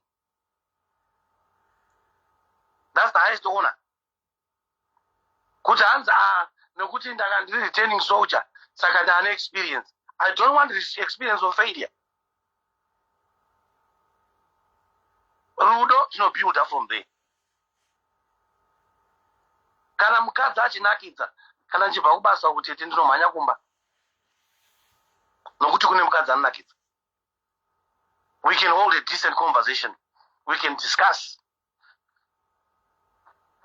Saka ndo mapoints andingatauri chete mazhinji. The rest of the things ikatete zvinodevelop from there. Wow. Many in the comment section seem to agree with you.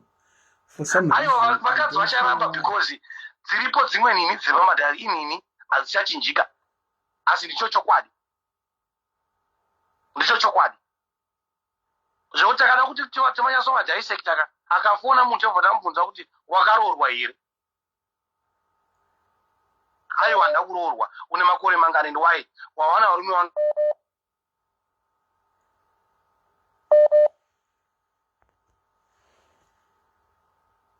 Hello? Chikonzero chii? Respect. Respect. Yeah. This is becoming more and more difficult with you mofu coming in. It's becoming more difficult. Ati mataura varume vari kubvumira mu comment section. Nokuti one or two iwo varume vari kungobvumirana 1 or 2. Zvatiri kutaura zvekuti sex ka chinhu chinouya after. Chekutanga chinhu ndaona musikana natural attraction. Chandinotanga kutsvaga semurume ane unhu here, anondirespecta here. Kana achindirespecta takuenda another level. Okay. Takuenda another level. Zvandinazo muvision ndo zvandichandosangana naye naabvisa hembe. Aiwa ndizvozvo takuenda another level. Kana zvisiri aiwa tatinda taonana amai. Tasembla maparts takuenda zvediso. Boys rechikitori takutoenda kaiso. Mapedza kusembla. Tapedza kusembla. Nokuti kana wa mukuru tete wamukuru une vana wakutsvaga munhu wokunova naye hausisina yatinoti abride price kanonaka kaikai kane kakapera kakapedzwa nababa vakakutisa vana vai ndovakadya kanonaka kacho saka apa wangotsvaga munhu wokugara naye saka hausisina chance yekuholda on uchimbomira nokuti anoenda murume wacho anoda kubvunza kuti ndomirire chii une vana 5 or 6 panapa uda kuti ndowestera time. We have to sample those parts to enter the next level. Unfortunately, that's the reality.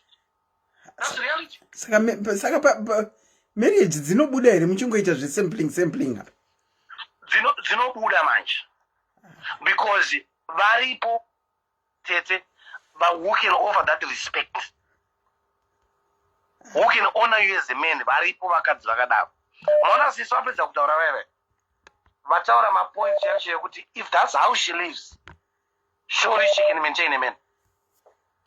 Surely sister can maintain a man if that's how she lives. Amen. She was very, very honest. She was honest. Amen, no mofu. Ayo maitane contribution yenyu mofu.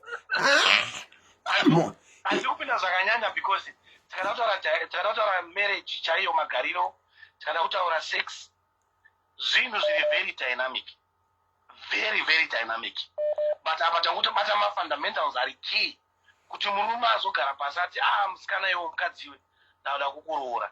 Chaona chi murume iye. Nokuti it's the man who says that. It's not the woman. So, in other nutshell is murume controls the relationship. Mukadzi controls sex. That's reality. Correct. That's correct. Because you can't force me. I'll walk away. I'll walk away. So I control that part. I control that part. Asimkadzi kana asikada urara newo hadi. Ndicho chokwadi chete. Zvakamchataura mchiti kana marwisana manetsana kana fofi yacho haibude. Ndizvo zvichokwadi. Munoramba. Handiti.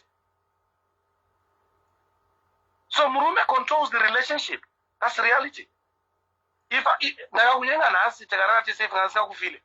will just block you and leave you. I don't want to do it. It's me who makes the choice. You are looking attractive and I approach you. It's me. So I control the relationship part and you control the sexual part. I think Garipa Tatano is Ayanaka. Dopa non the murume musoro wemba. And it.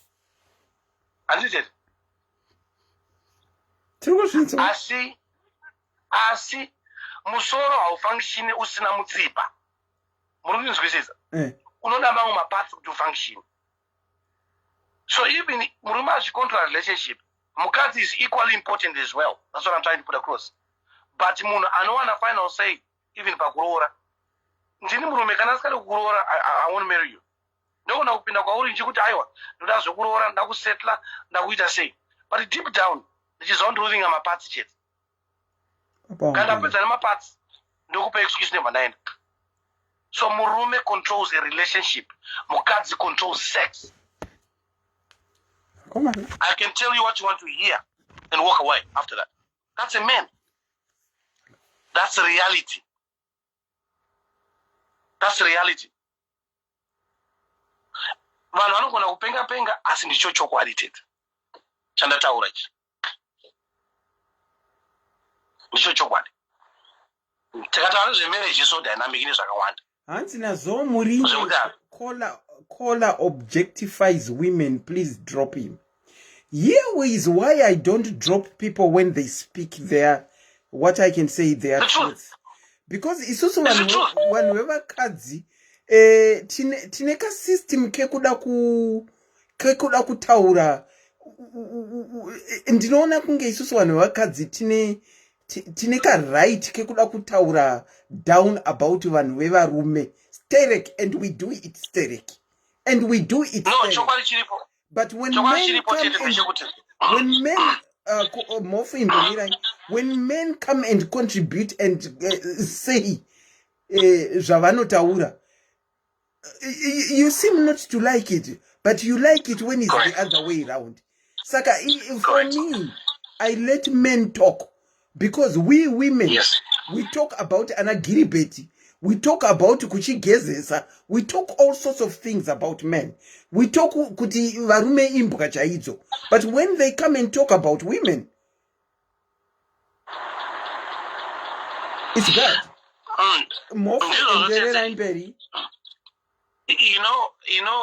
Chirikuitika ndechekuti it's a very nice podium iyoyi. Asi why I always come and listen to it and contribute is I'm here to give a correction factor. Yechokwadi yekuti kana uri mudzimai uri musikana or whatever, murume paanokumisa, ziva where to position yourself, kuitira kuti mangwana usazocheme kuti warasiswa, nokuti takakudza chokwadi pamadhayari ndiwe wega wamuva usina kuteera chokwadi. Vhura ziso rako iri handiti uzvibvunze kuti murume uyu chaandidira chii, wakaziva chinhu ichochocho, mentena chinhu ichocho, ramba uchimufadza, anoramba ari mudhuze. Hanzi usati zvandaroorwa ine handichageza, anoenda kamurume. Rudo imoti runokuchidzirwa iri zvokuti unongopfeka chisiketi chimwe chete Monday to Friday, chisame t-shirt Monday to Friday. Aiwazve geza, anogara murume. Because varume they are visuals. The visuals. Zviye makati makaroora here. Ini ndakatoroora, ndakatosiyana nemudzimai. Okay. Ndo pandakambokutaura pakutanga paya kuti no, kunotova nevarume vakawanda vasisade zvokuroora. Muno mudiaspora havachada, because the thing is vakadzi vari vazhinji vacho vari around havana reality in them. Havadi kumira semadzimai. They think they are going to be men one day. They can't. Ipa murume respect, ipa murume position yake, ipa mukadzi respect yake, ipa mukadzi position yake semudzimai. Ndizvozvo mukadzi ngapiwe respect yake, mukadzi ngapiwe position yake. Asi chipo baba, and vice versa. And vice versa. Murume ari mukomana uyu wanga usingamisidzane naye, uchitana naye, uda kurwa naye, uda kuti sei, waiti zvakanetsa wonyarara, handiti wozoti pazvinenge zvakula wopinza nyaya yako. Zvese it's all about timing. Kana iyo sex yacho yoyi, it's all about timing. Vamwe vakadzi vantaura sex as if they are so good in bed. Or vantaurira sex yacho inopinda bedroom macho hapana zviripo futi. Okay. Hapana zviripo. Varipo vanotaura ka hapana zviripo. Hai, mofu vane zheve dzekunzwa vanzwa. Thank you so much for your contribution. I'm glad iko zvinota nevarume vari kuita crop up here and there. We will get there with the varume coming out and contributing as well, so that we know their side of the story. Tatenda Mof. Yes. A very good morning to you. Thank you very much. You have a wonderful evening. You too. Take care. Let me take one last caller who has been phoning. Our phone. Caller, tinokuchingamidza ipachirongo makadini. Sis and Selina, thank you so much for the topic. Firstly, ndoda kungoti kola vabhava ndandongoti sorry zvenyu kumadzimai ari comment section. Izvekuti hanzi marriage, what is the main honor for a man is a child.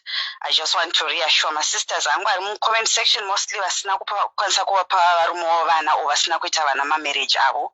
Marriage is not really about vana. It's about companionship. It's about friendship. It's about love. It's about intimacy. I just want to make sure that this whole conversation that I'm going to have with my dad is led by the Holy Spirit. Personally, I'm single. I was married, and my marriage was a very good one. So I want to reflect on that. Kungoti, marriage comprises of many things. Firstly, before you get married, let's seek friendship with the men that we meet, that you intend to get married to. And what I learned also was you should never be in a relationship with someone that you don't foresee you being married to. Pane zvatinoita like pamunenge muchikura muri vasikana or muri vakomana, you get into a relationship nemunhu uchingoti uri kutamba wafarira mazigaro ake, wafarira zvaari, and you get into a relationship. Next thing wamitisa nhumbu akutizira kumba kwenyu amukadzi wako. But initially munhu uyo automufarire. Wakamutarisa anotokubhuwa. Kana kumukisa chaiko chaiko anokusemesa. Saka again watozvipinza mumandororo ndopaya pekuti wane mukadzi ega asi mukadzi anogara ari murodha achingorovana nemagirlfriends because iwewe you're never attracted to this person. Yanga ichitaurwa navanzvadzi vangu vabvawo kuti hanzi what starts is attraction. Yatangayo attraction, but why then get into a relationship with this person? Wazonatsoona kuti attraction yeah, it's not really a full attraction, yanga iri lust. Saka there is a very big difference between love and lust. Ndichiti I agree with you Auntie Selina pamati vakadzi it's about love. Isusu kana takatarisa murume iye anenge aita lust anditi maybe attractwa nezvaaonawo namahips yawo. Inini kwaari ndichati ndamutarisa ndototasa zvaari zvisinobva ndati I can like this guy. Zvinotanga iri liking and then it develops to love. Saka I just want to emphasize point yekuti don't get into a relationship with someone that you don't foresee marrying. Ndochidzokera pane point yamambotaura earlier on mukati marriage begins as a child. I want to reflect pani point yakataurwa nemwana wasawira wangu akauya kuzondiona recently. Akati mama, when I'm here, I feel so happy.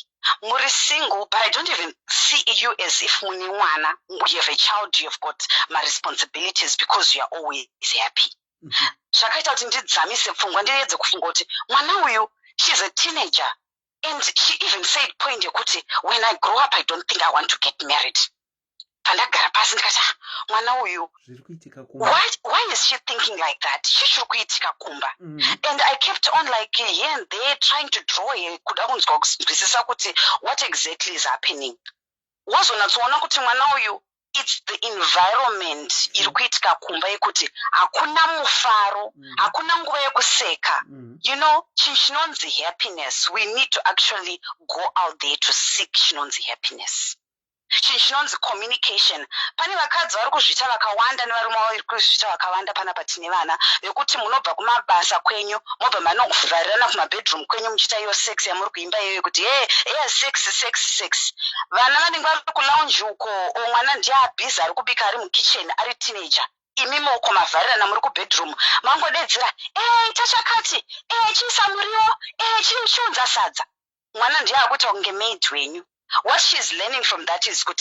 So marriage, it's all about then as a child I have to do 1, 2, 3, 4. It's not okay.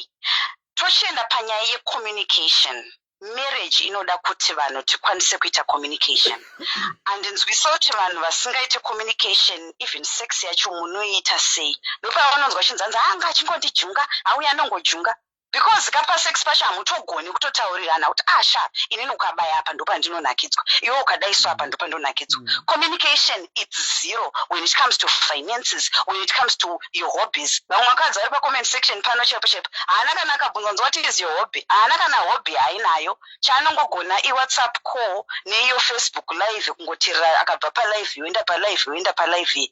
Hapana that whole thing yekuti you really go out there to look for yourself kuti shishandofarira. Alright, if I am to do it with my partner, what more can we get? Because nguva zhinji tukupedza takavharirana tiri mudzimba, topinda ma-arguments, vanhu vakungorwa, and then takutasana mafoni, takuna ma-girlfriends. We are not taking time out there to be out there, tichitaura, tichitakuumbiridza rudo rwedu, tichitsvagana kuti okay, paipa patakaita conversation yakati, what were you really trying to say? Tichinatsoasesa zvinhu tese, tiri panze, patakapombonoka, and just reminding ourselves, I love you back, tichingotaurirana. Because nguva zhinji tingori kudzimba, then it's one thing from the next to the next. Ndochenda papoint yesex yataurwa yaya. Guys, ngatirege kuti kana umwe munhu achida sex every day, umwe munhu achida once a week, umwe achida once a month, and then we want to call the other is addicted. It's not normal. We are different people. different bodies, different hormones. Takasiyana. Mumwe nemumwe akasikwa zvakasiyana. So it's going to be entirely up to you, either as a woman or as a man, to communicate with your wife or husband of what your needs are. Mochita compromise kuti asha inini simusoro parangu richipisa, maybe tikachidai ndozvinondifambira, because tikada kuita one size fits all pano palive iyi tichitaura kuti inini sex every day haindiitiri uyo bhati inini ndotoida sex every day.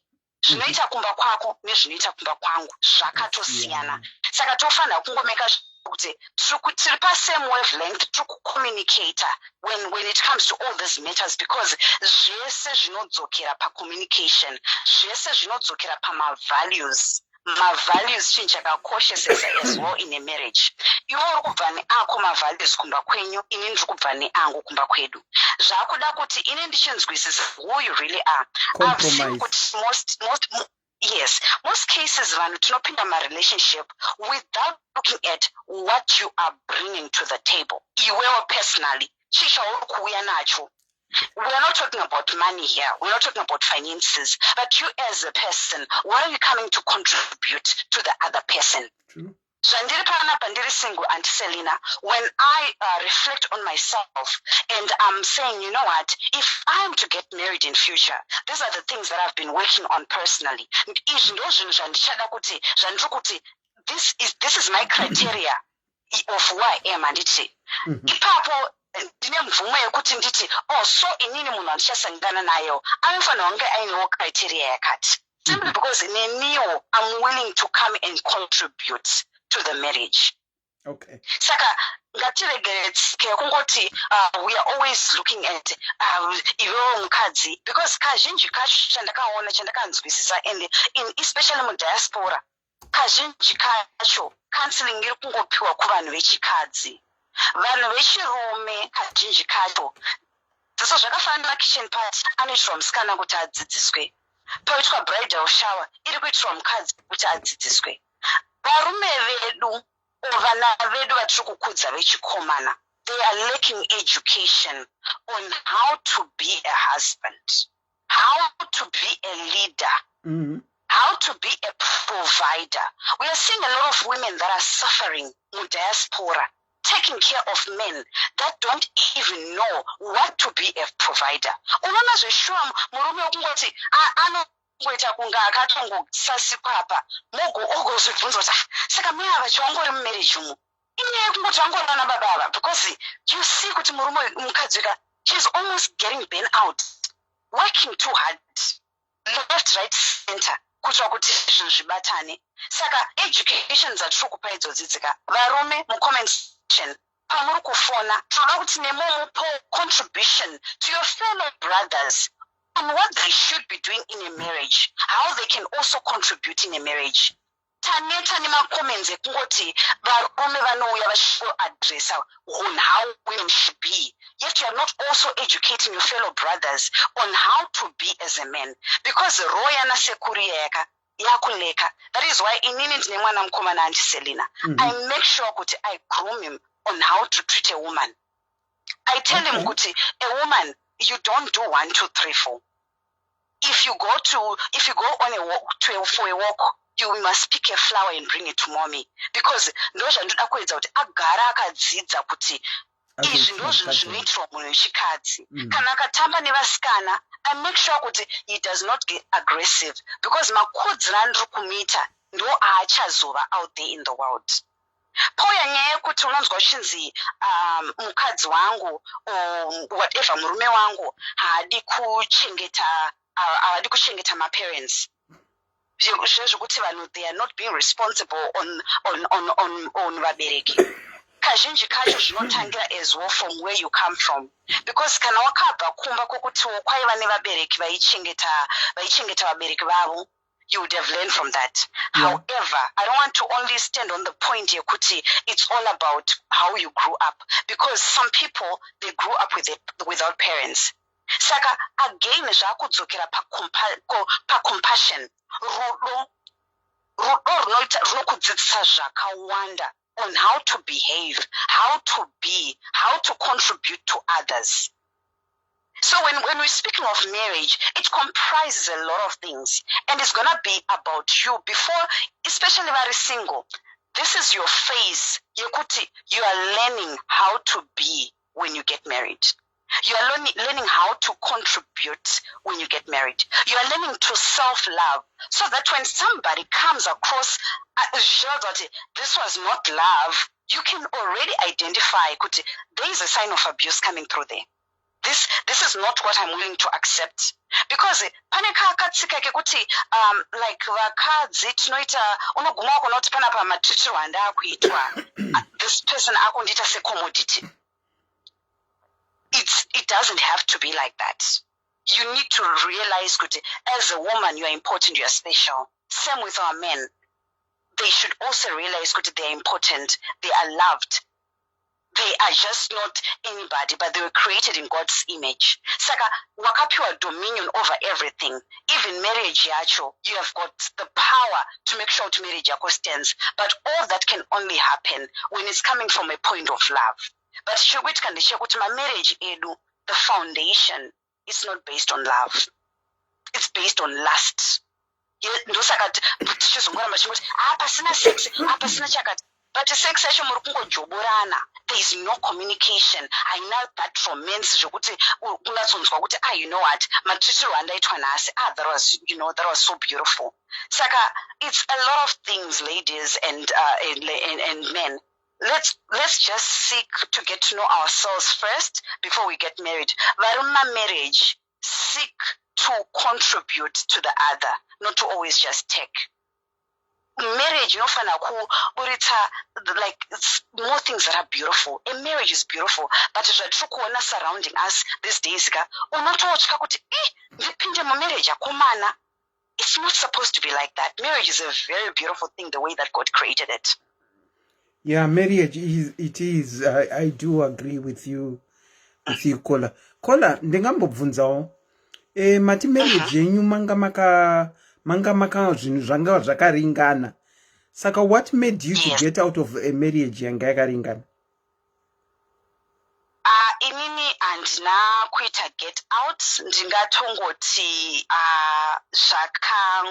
what happened was my husband went overseas and ashikawo ikoko akaita musikanzwa yakaita and ndo zvakaitika. So ndikati I got out, I'll be lying. I can say I was taken out. Okay, that is the best all right. explanation. Okay, I get you. Understood. But during the marriage, it was beautiful. Like everything. Things are done for you. When it comes to finances, we do things together. When it comes to prayer, we pray together. When it comes to like most of the things, we're just doing everything together. Yes, you have conflicts here and there, but common ground. You can still come back and resolve things. You don't sleep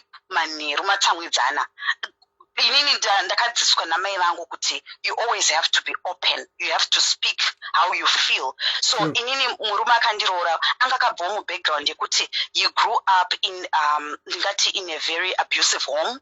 Okay. So iye kwaari kuva open, it was difficult for him. Aisakwanisa kutaura kana anzwa kushungurudzika. So tatiri vanhu tu vakasiyana kuti inini kana ndatoona kuti no apo zvaandita zvandibowa ndinobva ndataura. So at one point you had to communicate with me kuti the way you speak to me kana wakuzopopota uchiexpressa how you feel, it makes me like have flashbacks of how I grew up. I would appreciate kuti kana ndakukanganisira, take a moment unatsotaura neni zvakanaka, because ipapa nendatone maflashback angu ekuti ndofila as if stepfather vangu vakurova mind apa speech ndakunowanda pa speech kwere. Saka please just take a step back when you're talking to me so that I don't get back into that moment. So, like, that is how our marriage was. We were communicating. Even now, Shake, like, whatever happened, we still have common ground. We can have conversation. Advice. Okay, so this is how life is going. You could do 1, 2, 3, 4. Saka again, you need to have like a friendship before you get married. It's very important to seek a friendship first before you get married, because life happens, things happen. Yeah. If anything happens, you can always fall back to that friendship. Yeah, that's true. Yeah. Well, thank you so much, Kola, for sharing, even opening up when I asked you kuti zvakafamba sei. Maita basa mationesa tapikawo 1 or 2 things from what you were saying. So thank you so much. You're most welcome. A very good You're night. most welcome, and have a good night. A very good night to you. Okay, I think I'll switch off. I'll switch off. That should be our last caller. I think we've been here for a very long time. Okay. When I introduced the subject, I introduced it Kuwanana, Kuroorana kana kuti marriage. And I said marriage, union yevani two, a man and a woman.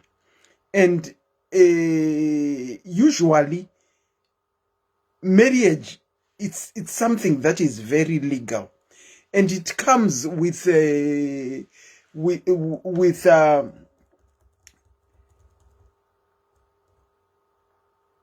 it comes with factors ano build a marriage. Akaita sana love, sana respect, compromise, communication, and a whole lot sex, and a whole lot of other things. Saka kuti marriage ivakike, haingangova ne sex chete, haingangova ne respect chete, haingangova ne compromise chete. It needs the whole package. For a cake to be called a cake, you have to mix up all the ingredients that are needed in a cake for it to be called a cake. So for a marriage to be a marriage, you can't subtract all the other things and pick sex or pick respect or pick love. Because ukaita pick and choose, your cake will flop. In a marriage, if you pick and choose things that constitute a marriage to work, it will definitely flop. I know kuti tapezera takutaura ne sexy chete. Nekuti in our brains these days, it's all tuned kuti marriage is about sex. That is why I said I don't now blame amapiano when they go into my marriages. Vakungofunga kuti ndezve sexy chete. They are getting it from us. Whenever they pass passage vachienda kubedroom kwavo, all they hear is John wandikuwadza kani. Vadzokera futi varongonzwa John wandikuwadza mangwana. So they imitate. So they are seeing it as the right thing to do, of which it is right. There is nothing about sex. But vana vedu kana vachionawo rudo rwamunopanana, kana vachionawo matauriro amunoita, kana vachionawo respect yamunopanana both ways, kana vachionawo compromise yamunoita pakutaurirana. Because remember, murume akabva kwavo nezvekwavo, inini ndakabva kwedu nezvekwedu. Takakurira in 2 different parts altogether, and we are joined together in marriage. Therefore, we come with tuma attitude, to behavior, twatinobva natwo. Saka tikalena kucompromise with all the other things, ana respect, ana love, ana communication, it will be a well-baked cake. But if we pick and choose, it will flop and will certainly move from one marriage to the other. Not that death did you part, but because you chose kunzipanzitora flower iwo unonotora fufu powder woisa ipapo, panzi tora sugar, iwo unodira salt, your cake won't come out. So truth be told, for a marriage to work, it needs a whole lot of factors. And iyo sex yacho kuti muite sex pasina rudo, pane kutukana, zvokwadi maruwana nebhodhoro, munomupinda mubedroom mukaita sexy? I don't think so. I don't think so. But mataurira atatenge tichitoita paprogram which turned out to be marriage equals sex. I now don't blame Amapiano. They are getting it from us. They are getting it from us. So they are not wrong. It's what we are teaching them. Wedwe, ndinongo kutendai for tuning into the program. It has been a bit of a long program today. But I guess tadzidza. Taone sana. Vanenzeve dzekunzwa vanzwa. One of you might have picked one or two things. But tinongotenda kuti pane zvamapika patange tichitaura rwendo rwedu rwemarriage. For those that are intending to get into marriages, go into your marriage with a full package. Because once you start subtracting one item out of the marriage bag, then your marriage is destined to flop. With that being said, it's a good night from me, and the name is Auntie Selina. Until next week on Tuesday,